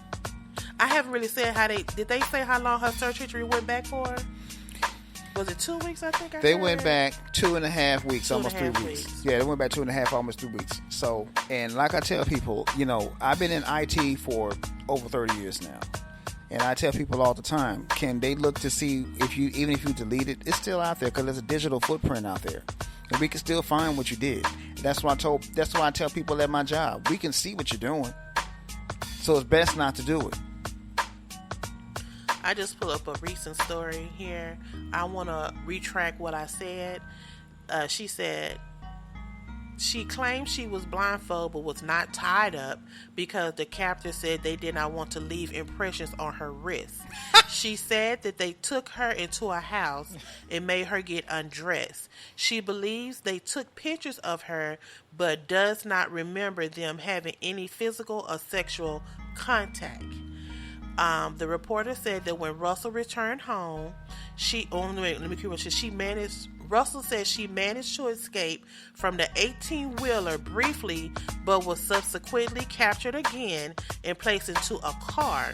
The following day, she mentioned being given crackers by a woman before being transferred to another car, from which she managed to escape again in the West Hoover, Alabama area.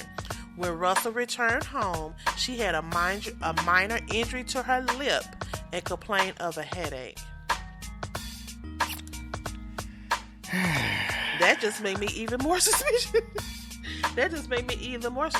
If you feel yourself getting transferred from an 18-wheeler to a car, unless they on like a dark road, why you not screaming, help me, I'm being kidnapped, or something?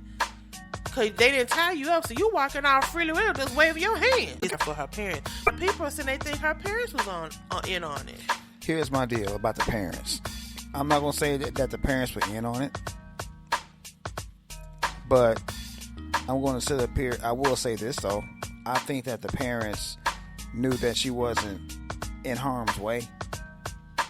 I think they knew that. Because when she came, I'm going to tell you right now, if I'm missing for an hour, my mother's going to ask me 100 million questions. Exactly. Are you okay? Are you hurt? Did they do anything to you? Do you need to go to the hospital? You want to talk about it? Because I'm just going to be honest with you. As a parent myself, I would be asking all those questions myself. That's number one. And number two, the thing I would say, I would try to get as much information as I possibly could so this wouldn't happen to somebody else's child. So I can go ahead and tell everybody about it. But that's just me. What say you? What say you, baby? My sister was in the hospital recently. I know you guys hear me talk about it. I'm asking them doctors everything. So do you know how she get it? So what we gonna do to treat it? So how long she gonna be out? She did. I was asking everything, and it was about her foot. She's not even missing. So just imagine, God, please don't take her. But what if she come up missing? And then she just show up. I mean, like, where you been? Who you with? Can you make them out? What they sound like? I'm gonna get a sketch artist over there. I'm gonna tell her try to draw for her. Everything. But I don't think they've done any of that. They just let her go in there and lay down. That's crazy. It's that let me know flat out that they knew what was up. That's just my personal opinion. I mean, so what they trying to do, like a GoFundMe or something? Yeah, they raised $68,000 for her. You said what? $68,000. I hadn't heard that. Yeah. So these people gonna get their money back? I'm glad you asked that question. The Because I'll be like, I need a refund. The mother said they wasn't going to return the money. What? But you gotta. But let me finish. But you know, black people gave that money out to them. You know, black people gonna be just like this. Refund. Where my money at? Oh my god. Where my money at? You know that's gonna happen. So now this leads me to more questions. Did she do this for the dingaling, or were they hurting financially? That's a good question. Because I didn't know there was a GoFundMe. Yeah. What was the GoFundMe for? What we GoFundMe for? The GoFundMe was to find her. They was already looking for her. I know that. So what was the GoFundMe for? See, that's why I said I was talking to somebody the other day. I don't do that. Unless I personally Unless know I personally you, know him, nah. I'm the and same I done way. heard the story, seen the story, Right. touched the story, smelled the story. Right. I have never donated to GoFundMe. Me either. Now, I I've take sent that people something back. for a cash app, but it's because I knew what it was and where it was going. I take that back. I have done GoFundMe one time, but that's because Tariq Nasheed was doing the movie. And so I gave him a few dollars to finish up his movie. That's about it. Other than that, I've never done GoFundMe. I'm leery of that. But Tariq said, and Tariq had there was a stipulation when I donated to Tariq. If he didn't do the movie, he'd give you the money back. He ended up doing the movie. That was Hidden Colors 5, I think. Because she fought for her life. How you gonna fall for your life? You're not even tied up. And no bruises on you. None. I hate that they finna make an example out of her, and I think they gonna take it to the umpteenth power. I agree. Even if somebody do come up, they be like, don't say nothing. Yeah. Don't even say, like, they not gonna take us serious, no way. No. Lord have mercy. It's messed up, man. I mean, you know, this is going to set, like I said, not just black women, but black people in general. It's going to set us back another 600 to 800 years, because every time somebody says, "Oh, XYZ black person is missing," they're not going to believe it. They're not going to believe it. You and me both know that. Absolutely. I'm just so overwhelmed with the audacity and the manpower that went into looking for her. At first, I was like, wow, they are really, because you don't never see them do anything like this for a black woman. Because like I said, this is not the first black woman to go missing. Black women come up missing every day, like I said. Let's pick it back off of we were going to talk about this. The girl that's over there in Dubai. Oh, yeah. Let's talk about that. Let's talk about that. She's over there acting an ass. Mm-hmm. They done pretty much locked up. And now they trying to ask us to help get her out. Let me say this real quick. I've been to Dubai. When I worked for the government, I went to Dubai. I was there for 2 weeks. And granted, the same thing they have in the United States, they have in Dubai. I say that. But when it comes to women are basically second-class citizens in that country. All you see is their eyes. You can't go over there. You get pissed off at your Uber driver, because that's what happened. She got pissed off at her driver. You can't go over there cussing people out. You know, I mean, that sassy black woman shit might work here, but not over there.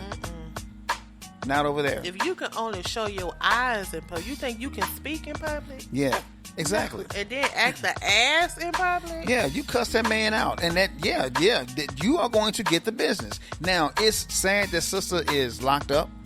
I don't ever want to see any sister locked up in a foreign country, because it's very difficult for a black woman to come home. Case in point, Brittany Griner. Officer, have we learned anything from Brittany Griner? Exactly. You can't go over there doing what you want. You got to do your research when you go to these other countries. You gotta know the rules. I mean, and not black women, but women in general in Dubai don't have any rights whatsoever. None. So at all. Right. It's a Muslim country. So with that being said, you know, they don't have any rights, and they will put your ass in jail for, you know, breaking the rules. And you cussing that man out. You cussing a man out in Dubai. So now here this child is really needing help. She probably really do need money for a GoFundMe. But I'm a little leery. Yeah. I'm a little leery. Yep. Because it's like, well, they tell you, do your research before you go to these other countries. You can't go there and keep it your same lingo, attitude. This is me. This is what it is. Ain't nobody gonna disrespect me. You have to change your whole demeanor, because you might end up without your organs, or you might not come back home, or you might get locked up. Come on now. And here she is, Locked up. and she from Texas, Houston, Texas. Houston, Texas. Houston H-Town. So that's why I say she cussed the man out. That's pretty much what she did. And speaking of somebody going out of the country, Suki Hana. Now, I hadn't heard this. Lord. Now, let me just say this real quick. Last week, I wanted to do a show about the Ratchet Revolution. I mean, the Ratchet Renaissance. And I'll explain that in a minute. But now, I told you how those black American women act. I have not heard this story. Look that up. I'm not making this up. I am not making this up.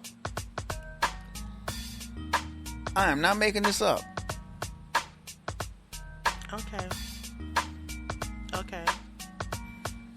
And what happened? Nothing happened to her. That's not the point. The point is she went over there acting like that. Come on, man.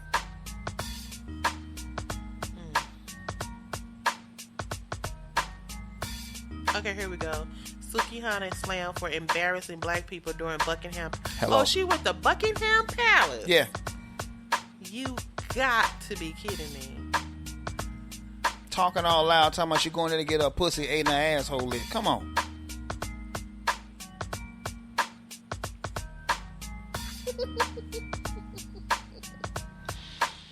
I'm trying to get my coochie stretch. See? I'm trying to get my coochie stretch and ate a nigga ass. See? We'll be eating nigga ass today. I was trying to be classy, but business class is good enough. Cause Suki international now. Oh, that old saying, money don't buy class. When it's, I'm telling you, that is this right here. Oh my God.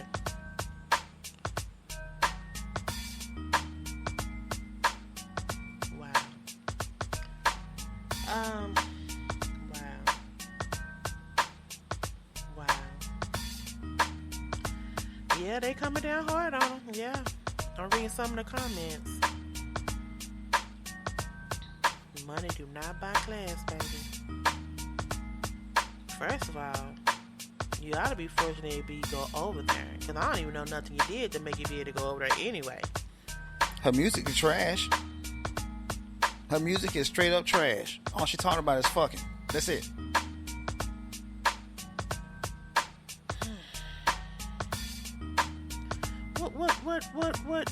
What are we doing here? What are we doing here? You know, we trying to bridge the culture back together. But like they said, it's always that one. I'm not bringing this on Suki. I'm not blaming this on the girl that's held up in Dubai. Hell, I'm not even blaming this on Carlee Russell. But what are we doing here? What is our game plan here? Why every time we take 2 steps forward, something or someone drag us back 1,000,000 feet? Lord Jesus. I hadn't heard this at all. I'm still overwhelmed by the Carlee story. Told you. And you over there acting the ass. Yeah. You ain't gotta go where to get your pussy. You could get you some look. It's some English people here. Oh, she just want to get it ate on English ground, I guess. Yeah. Oh, okay. Well, pray for her mental health, because that's a form of mental health too. That's not mental health. That's called being ratchet. That's not mental health. If you want to live your life right, that have to be mental health. That's not mental health. Who want to talk about my pussy hole pink, my booty hole brown? Where does that even come from? Yeah, that could be a true fact, but that has to be mental health. That you will put that on wax to be played forever and a day. Let's talk about that for a second. Sexy Red. Is that her name, Sexy Red? Yeah. Let's talk about that for a second.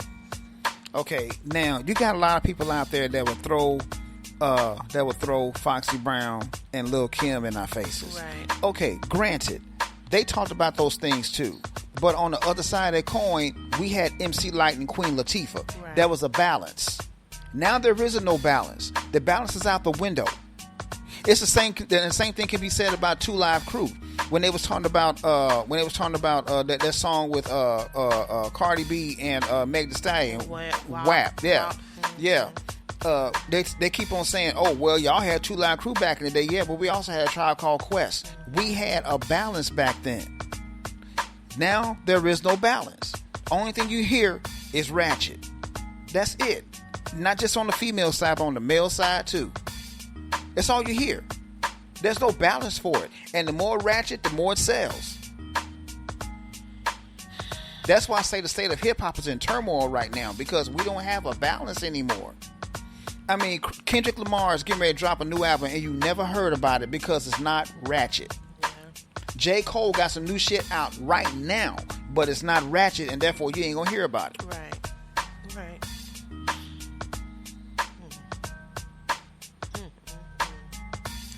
Well, I know like this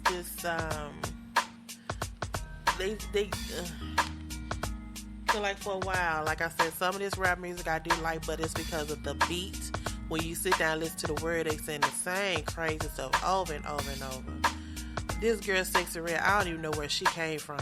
I know the big controversy with her right now is that some school asked her to come and speak to the kids. And she was dressed half naked. And she was dressed like a total... She was dressed like she was going to Freaknik. She should have stayed at home. She was dressed like she was going to Freaknik. Yeah, she should have stayed at home. But the fear and the pandemonium that has gone through this nation about the Carlee Russell story, we as black women, we need to guard ourselves to the umpteen power, because with stuff like this going around, somebody's going to be gunning for you just because they know they ain't going to come look for you. Now, let me just say this real quick. Let's just be honest. Let me say this real quick. I don't make it a secret about my wife. Yeah, I love my wife to death. I would do anything in the world for my wife. And I think she knows that. But absolutely. But here's the thing about it. I love my wife, and I know that my wife would never do anything in the world to ever embarrass me or disrespect me out in public. I know that for a fact. So, my point is this right here. The self-respect is going out the window anymore. I mean, and that goes for Carlee Russell and everybody else we just mentioned. There's no self-respect anymore. Yeah. And that's part of the problem. That's what I'm saying. It's like they going to be gunning for you anyway because they know you're not going to be taken seriously. That's exactly it. And if you do come up kidnapping, you taken, they're not going to look for you. They're not going to look for you at all. So they're going to think, again, somebody's crying wolf. Yeah, they're lying. And it could be someone who's honestly out here doing the damn thing, working hard, probably got to work late, take care of herself, go to school, right, and somebody catch her slipping, and she's innocent, right? Because of this negativity, and I meant to say negativity that's been going on. This baby probably will never be found or even searched for because of what's been going on here the last week or two. That was one of my favorite shows, too. I'm glad you brought that up. That was one of my favorite shows. Remember that show, The Positivity versus Negativity? I love that show. That's one of my favorites, man. Yeah. So, when is this going to stop? It's not going to stop. Like I said, everybody wants 15 minutes of fame, but get your 15 minutes of fame another way. I agree. It's the same deal with this Sukihana crap. Now, the reason why I brought up Sukihana, because like there was a Twitter video of her that leaked on Twitter of her, masturbating, and she was, squirting all over the place. And yeah. So that's why I don't do social media. See, that's why I don't do that. I just when did this happen? This happened a couple weeks ago. Oh my God. See, exactly. I mean, first of all, the video didn't leak. She posted it. That's bullshit. How can y'all put stuff like that, but they out because you give your opinion about something political, they put you in Facebook jail. Yeah. But she on here busting open. Yeah, literally. And it went viral? Yeah, it went viral. Wow. And then it eventually got taken down, but still. So people are already probably posting and download to their own personal archive. There you go. And they said it was a leak, but stuff like that don't leak. That's bullshit. Stuff like that don't leak. Come on. Who leaked it? If she was masturbate mean one solo dolo. Yeah, so who leaked it? And she filmed it herself on her phone. So who leaked it? She leaked it. It wasn't a leak. Like I said, she didn't leak it. That shit wasn't a leak. She leaked it her damn self. I guess you just, I don't know. Get a job. Get a job. If you're running low on cash and you're trying to keep yourself, if you call this being relevant, trying to make money, go get a job. Because some of the stuff these people are doing now to keep themselves relevant is crazy. Completely unnecessary, in my opinion. Jesus. Lord have mercy. But see, that's why I want to talk about last week. We didn't do a show last week, but that's okay, though. This one is better. Yeah. This one is way better. We're combining them. Exactly. We're combining the shows, so, you know. But, yeah, the Ratchet Renaissance has been going on for... I want to say what? What would you guess, babe, when people started being just extremely ratchet for no reason? Honestly, some of them have been okay, but when they started doing this reality TV and you have to be better than the other person, you got to one up the other person so you continue getting that reality check, it's when it all started for me. Uh-huh. We've always had them borderline ratchets. You know what I'm saying? Yeah. Like your Grace Jones. You be like, what the hell Grace Jones got on? You know, but it wasn't like this shit that's out here now. But that was a balance, though, baby. Remember what I'm talking about? The balance. That's that was a balance. That was always a balance. She was double dutching that line. She knew how far to cross. Yeah, let's just look at Boy George. Boy George knew how far to cross. Yeah. But they didn't really this stuff that's out now. Yeah. But then a lot of people start talking about because of Jerry Springer. Yeah. And stuff like that. Yeah. But I really think when it becomes to black people, it's these reality shows because they trying to one up each other, make it seem like their storylines are so girl, no sir, no ma'am. I think that I agree with you on that. I think this shit started with the very first Love in Hip Hop. Remember that? Mm-hmm. Because they. But you know what? When they first, let me see. First one. I say the first one. I say the first one because like it's almost immediate when when women started fighting on that show, and the more fights they had on that show, the higher the ratings got. Well, no, when the first one came out, I liked it because it just, to me, it showed black people with wealth and how they was living. Like the one that's married to medicine, those are all black doctors. Yeah. Or either they were married to a black doctor or they are a black doctor. But then after a while, that became ratchet. Yeah. Like when it first came out, just like it was Atlanta okay. Housewives. Yeah, like Atlanta. When it first came out, it was so inspiring to see that many black people living in big mansions in Atlanta, Georgia, or any part of Georgia, maintaining and doing that. They're not rappers. They're not NFL players. They're out here with jobs just made it. Yeah. Well, some of them are. Yeah. But then after a while, it became ratchet. Yeah. And I was surprised too. Even the white show, like your household Beverly Hills, people in Beverly Hills throwing drinks on each other. Yeah. It's like, do you do that because you're trying to make the show interesting? Are these producers making y'all say be ratchet? It's pathetic. But yeah, when they first came out, it was interesting. I was on board. But I haven't looked. I mean, I used to be a fanatic about all the housewife shows. Mm-hmm. Miami, Beverly Hills, Atlanta. I even caught the one that was here from Dallas. I haven't seen that one for so long. Mm-hmm. I don't even know if they're doing the one for Dallas anymore. Mm-hmm. Because it was interesting, especially like the one for Dallas used to show all the different sides. Like, oh yeah. And when they came to my office building, they was filming in the building I worked out. I'm like, well, that's my thing, I was excited. Then after a while, that became ratchet. Mm-hmm. So it's like when they first came out, it was cool. Mm-hmm. But then after the years like that, I don't know. Yeah. I just don't know. That's why I call it. And then that's what made it so ratchet, that it was black women. And that's the thing about it. See, they equate ratchetness with black culture. Mm-hmm. No, that's just a small percentage of black culture. And then even the men, like some of the rappers that was on some like the Love and Hip Hop, it shows how they, how they got started, how they are now.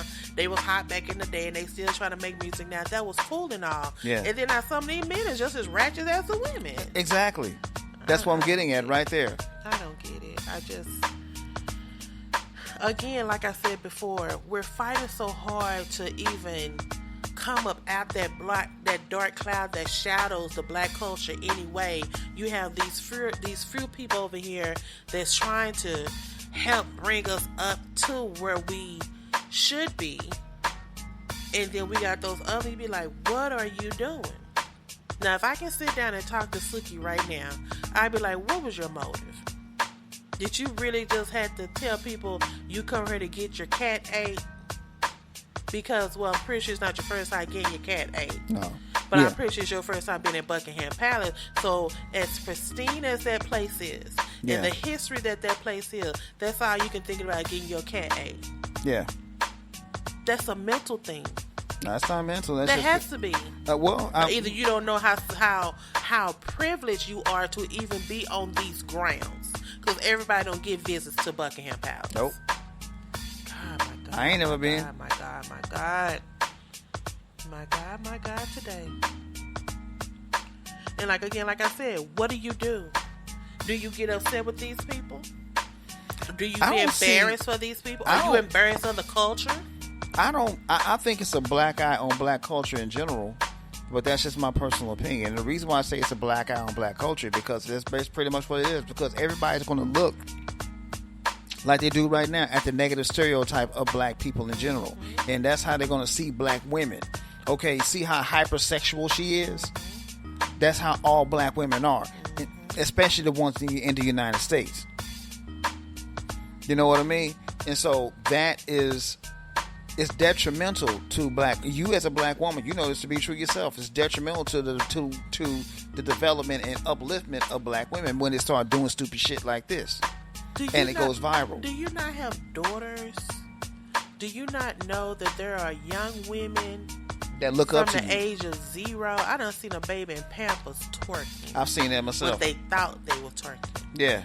Do you see people are... You can have your own mind. You don't have to do what you see, but a lot of people do what they see. Yeah. That's how children learn. Exactly. So why would you even... Wouldn't you want to be known for something a little bit more positive than that? I agree. That you're going to be known for saying, I want to go to Buckingham Palace to get my ass ate and my pussy ate. Even though you probably done gave them $100,000 to some school to get school supply, because it's time for school. That's the only thing they're going to remember. But the only thing they're going to remember is the negative. And that's why we were saying today at lunch, all the stuff that other races have done, a black person can do something one time, and when I tell you it stayed in the media, it's going to stay there in the media, and they're going to run it down every single time. And I remember that time when they had that sniper. And the DC sniper? And when they find out he was black... Oh, man, it was all over the news. I was like, now they just said there was another sniper up there in Kentucky. They not even talking about him. And he was white. But that black DC sniper... Oh, yeah. That story ran for months. It sure did. So it's like every little thing black people do, they blow it up. Oh, yeah. For no reason, even though it's some white person who probably did something that's 10 times worse... But they blow up what black people do. Have we not recognized that? So why do we keep giving them prowess to talk about us like that? Right. Oh my God! I don't get it. I just don't get it. Well, shout out to Miss Russell and her family. I hope she isn't lying. I hope this is not a hoax. I hope that eventually she will be able to speak and give her side of the story, because right now all the speculation, it looks real foul, Miss Russell. I think it's foul. I'm just gonna be honest with you. I'm gonna go ahead and say it. I think it's all a lie. I'm just gonna go ahead and say it. I mean, if I'm wrong, then I'm wrong, but I don't think I am. I think it's all a hoax. Big old hoax. And again, over let me stop saying it. Over a man. Yeah. Because y'all were breaking up. Heartache is hard. Yeah, I agree with you on that. Heartache is very hard. Getting your heart broken. But I mean, I guess guys are different. To play on somebody's emotion, especially bringing a child into it, that's going to make a person's emotion be on 10th power anyway. I agree with you on that 100%. An innocent child. I agree with you on that 100%. But here's the thing about heartbreak, and I think we need to do a show on this. And we will, I guess, in the near future. When it comes to guys, especially men, and I tell people this all the time, whenever a man gets his heart broken, that's his introduction into manhood. Cause that heartbreak is his diploma. Okay? A man has never felt pain until he gets his heart broken. Okay? That's when you become a man. That's when you become a real man. It's whenever you get your heart broken. So I tell people all the time. I told one of my stepsons that. I said, hey, welcome to manhood. Welcome to manhood. That's your diploma. Now you're a man. If you can deal with that, you can deal with anything. And that's the truth. Because men, for the most part, we don't know how to handle our emotions. We really don't. But once you get through that and you don't kill nobody, you're a man. like I said, and that's why I when we had our man versus woman what you call it, mingle. We need to have another one. We do, because things has changed. Mm-hmm. But when we had that, I said I found that a lot of men don't know how to displace that emotion either. Right. Some of them go out and become whores, what they call male whores. Yeah. Or some of them go out just to hurt women because they've been hurt. They don't know how to place or how to drive that emotion that they're feeling. Right. So they replace it or try to do it another way where they just need to just chill, relax, reflect. Like we as women, we reflect. We be like, some of us do go back on the like what's the old saying? Get a hard way to get over heartache. Get on another dick. Get off one dick and get on another. However that little saying go. But for some of us, we know how to just sit, reflect, take our time, and we do self-evaluation. Right. Now I know there are some men who do, but a lot of men don't. Yeah. They just go out there and get another. And what they doing is just trying to replace her, but you don't need to replace her. You need to fix what happened. So in other words, fix your heart first, repair your heart, and then because what you're doing, you hurt you set someone else up for failure because eventually you don't know how to place that. So she gonna be in it full throttle, and then you might hurt her because you're not in it full throttle. So basically, what you're saying, and I agree with you on that point. So basically, what you're saying is that a lot of those men out there don't give themselves time to heal. Exactly. Yeah, I agree. Exactly. I agree. And it's just not the young ones, some old ones too. It's the old ones too. Yeah, the old ones are the worst ones. Yeah. Old ones are the older guys in our age group, and in our age group, yeah, they're the worst ones because anyone's tragedy. Right. And if this really happened to the Russell family, I wholeheartedly, sincerely will keep you all prayed up because you don't know what this has done to this young lady's psyche. Like I said, she's 24. Yeah, she's young. And you don't know if this is going to harm her in any way, trusting people. And if she is, I don't know if they shut off the news, but if she's looking at what's said about her, it is awful. Yeah. It is awful. And that can play on your psyche as well. I think she knows, but at the same time, I don't think she really cares. That's just my personal opinion. If I might be wrong. That's just an opinion. I'm just wondering, like I said, I know it's going to take her a little time, but I probably would have put out some kind of written statement or something by now. She haven't said nothing verbally, written statement through her parents now, but only thing her parents keep saying, she fought for her life. How do you know that? Well, she just told these people she wasn't tied up. Cause they didn't want, I mean, how can you say she fought for her life? From my understanding, she just took out walking. So, I don't know. Like I said, tomato. What you found, fight for your life, is probably what I won't think is fight for your life. You know what I'm saying? Right. So, but if it is true, I hope she can recover from this in the best of her ability with God on her side, that she can maintain and get through this.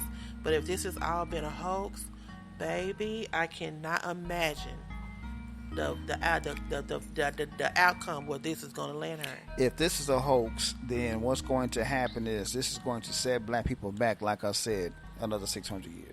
Not just black people, black women in general. I agree with you on that one, man. Black women, but black women especially, but black people in general. Yeah, I agree with you. You're on not that gonna one. Believe none of us, especially black women. Yeah. Oh no, especially black women. You're right about that. We're doomed. Right. We are. This right here just cut our throats altogether. So. And again, she's one of the ones. Like I said, I could sit down with it. I would like to ask her what was her train of thought. Yeah. Yeah, what were you thinking? Yeah. It could not be because this man is trying to break up with you. It couldn't be. So like again, I said heartache is tough, but you put so many people in harm's way. Yeah. Because of your alleged Because of ideas. your actions. Yeah. Because of your actions. As usual, babe, good show. A very good show. Yeah, because we had to talk about this topic right here, man, because like it's something that all of us here, all of us listening, and the ones that are going to listen to the rebroadcast of it, we need to pay attention to that because like the wife said, man, it's going to get to the point to where they're not going to believe anything to be safe from here on out. At all. I mean, it's bad enough that we can't even get any justice in this world, and this is going to make it even worse. Just like if a person goes to prison and they say that they're innocent, are you really innocent, or are you just lying to get out of prison? Right. You playing on people's psyche? Are you looking for a woe is me moment? Are you looking for 15 minutes of fame? Are you trying to see your name plastered across the TV screen? Right. Questions. Yeah, lots of questions. More questions than answers. Correct. And I guess that's the main reason why I think the whole thing is a hoax, is because there are more questions than answers. Because again, like you said, a toddler running down the street, nobody reported a child missing. I mean, that would be the first thing I would think. Oh my God, it's just, I don't even know. I don't even. Now I know people lie. Don't get me wrong. I'm not saying people lie all the time. But this is one hell of a lie. This lie right here is the. What they say, this lie right here slaps hard. Oh, no doubt, no doubt. Slaps This one cuts really this one cuts to the quick, as they say. So, you know. Well, God bless her. If it is a mental thing, I hope she get the help she needs. Pray for her parents, because the backlash from this is going to be astronomical. Oh my God, yeah. I hope anybody else, maybe we definitely need to be on guard now, because I just feel in my spirit, it's just me talking, they ain't gonna look for us no more. They barely look for us now. Oh yeah. They not gonna, like them Amber Alerts, all them Amber Alerts that went out a couple of weeks. I'm like, is somebody just snatching children off the street these days? Mm-hmm. I don't know. Did they do a bolo report on Carlee? Be on the lookout for her. Did they do a bolo on her? Yeah, they did. They did an Amber Alert in the whole nine. That's why she was Googling to see if they was going to get charged for it. But no, Amber Alert is a public thing, man. So no, you don't get charged for that. I think she kind of figured that out. But, you know, I mean, that's another thing, man. Why would you researching if Amber Alerts there's a charge fee with that? Right. Come on, she man. She Googled a lot of stuff. She Googled a lot of things, I man. wouldn't even have thought I mean, me either. I would never thought about that. I mean, come on, man. But, you know, that's just me.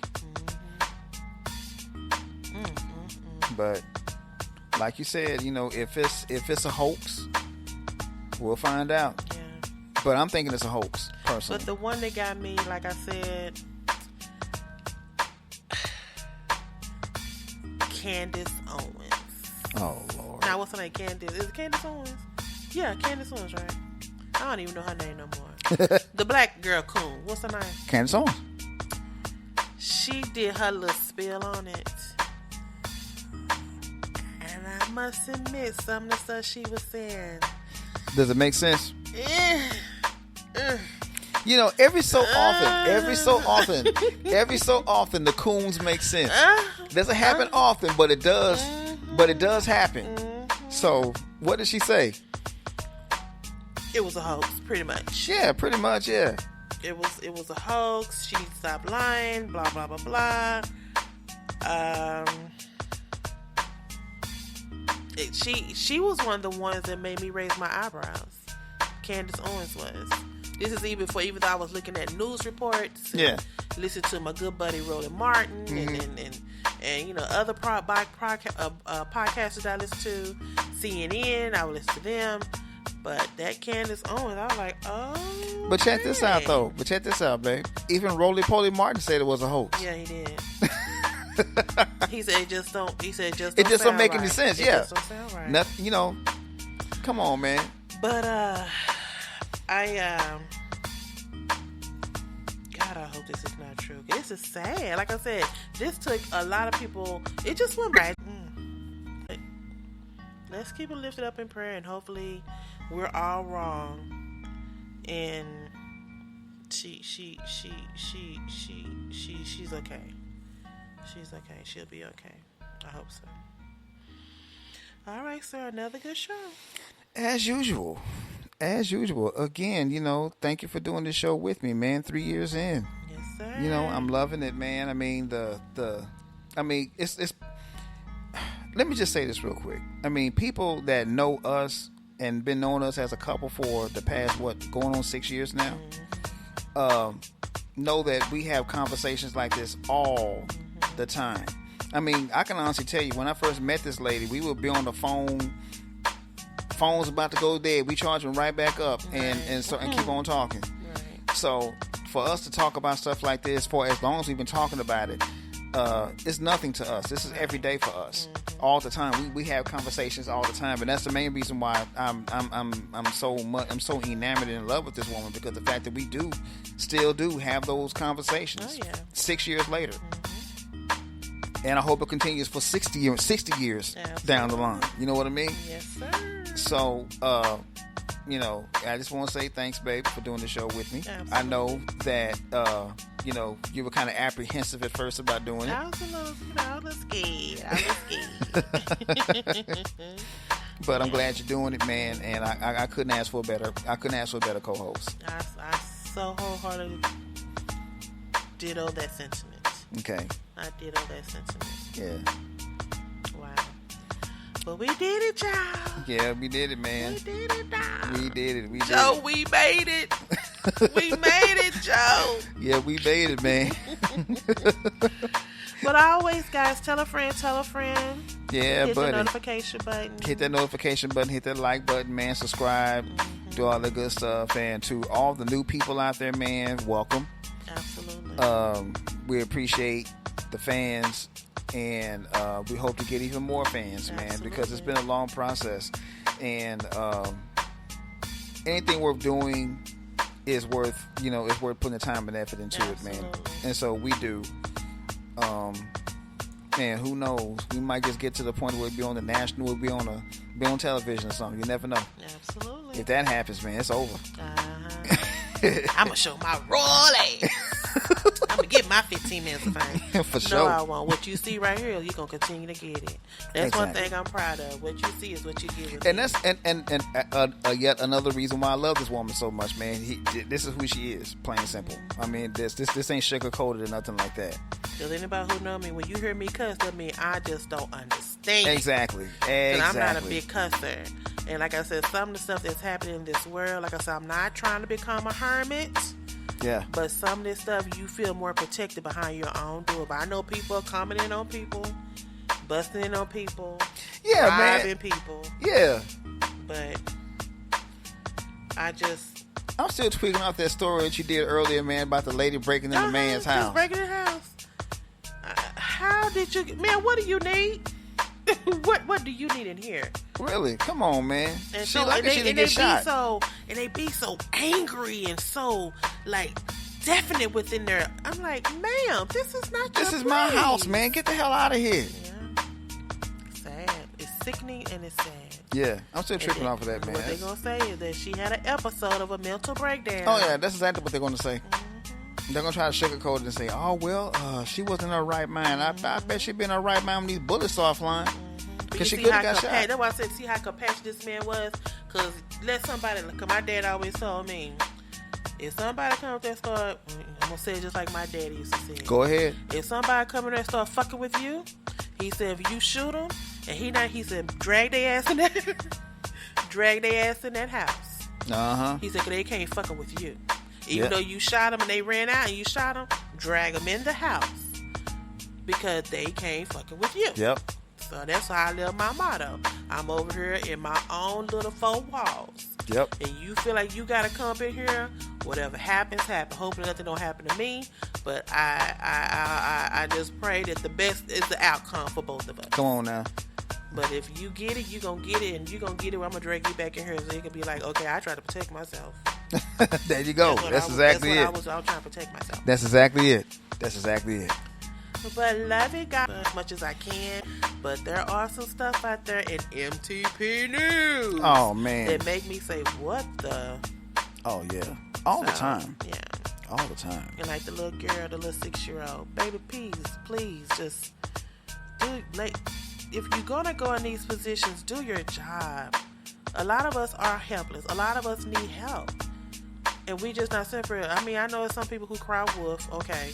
But a lot of people honestly need help. And if you're going to go in those positions where you're going to be a servant to other people, do your job. Mm-hmm. Please. you ready to get up out of here? Yeah, let's go ahead and call it a day. All You know, right. 'cause I gotta go and grab my wife's butt a little bit. So, you know. I guess I will get you to, it is what it is. I can't fight it no more. What's that song? I can't fight this feeling anymore. I just... Look here, y'all. Let me tell y'all I'm something. just I've been. tired of fighting. Let me just say this real quick. I've been groping this woman for 6 years. Yeah. 6 years. You know, she should know by now. It ain't gonna stop anytime soon. Now I don't even. I just be like, okay, Nah. just go and do it. Go ahead.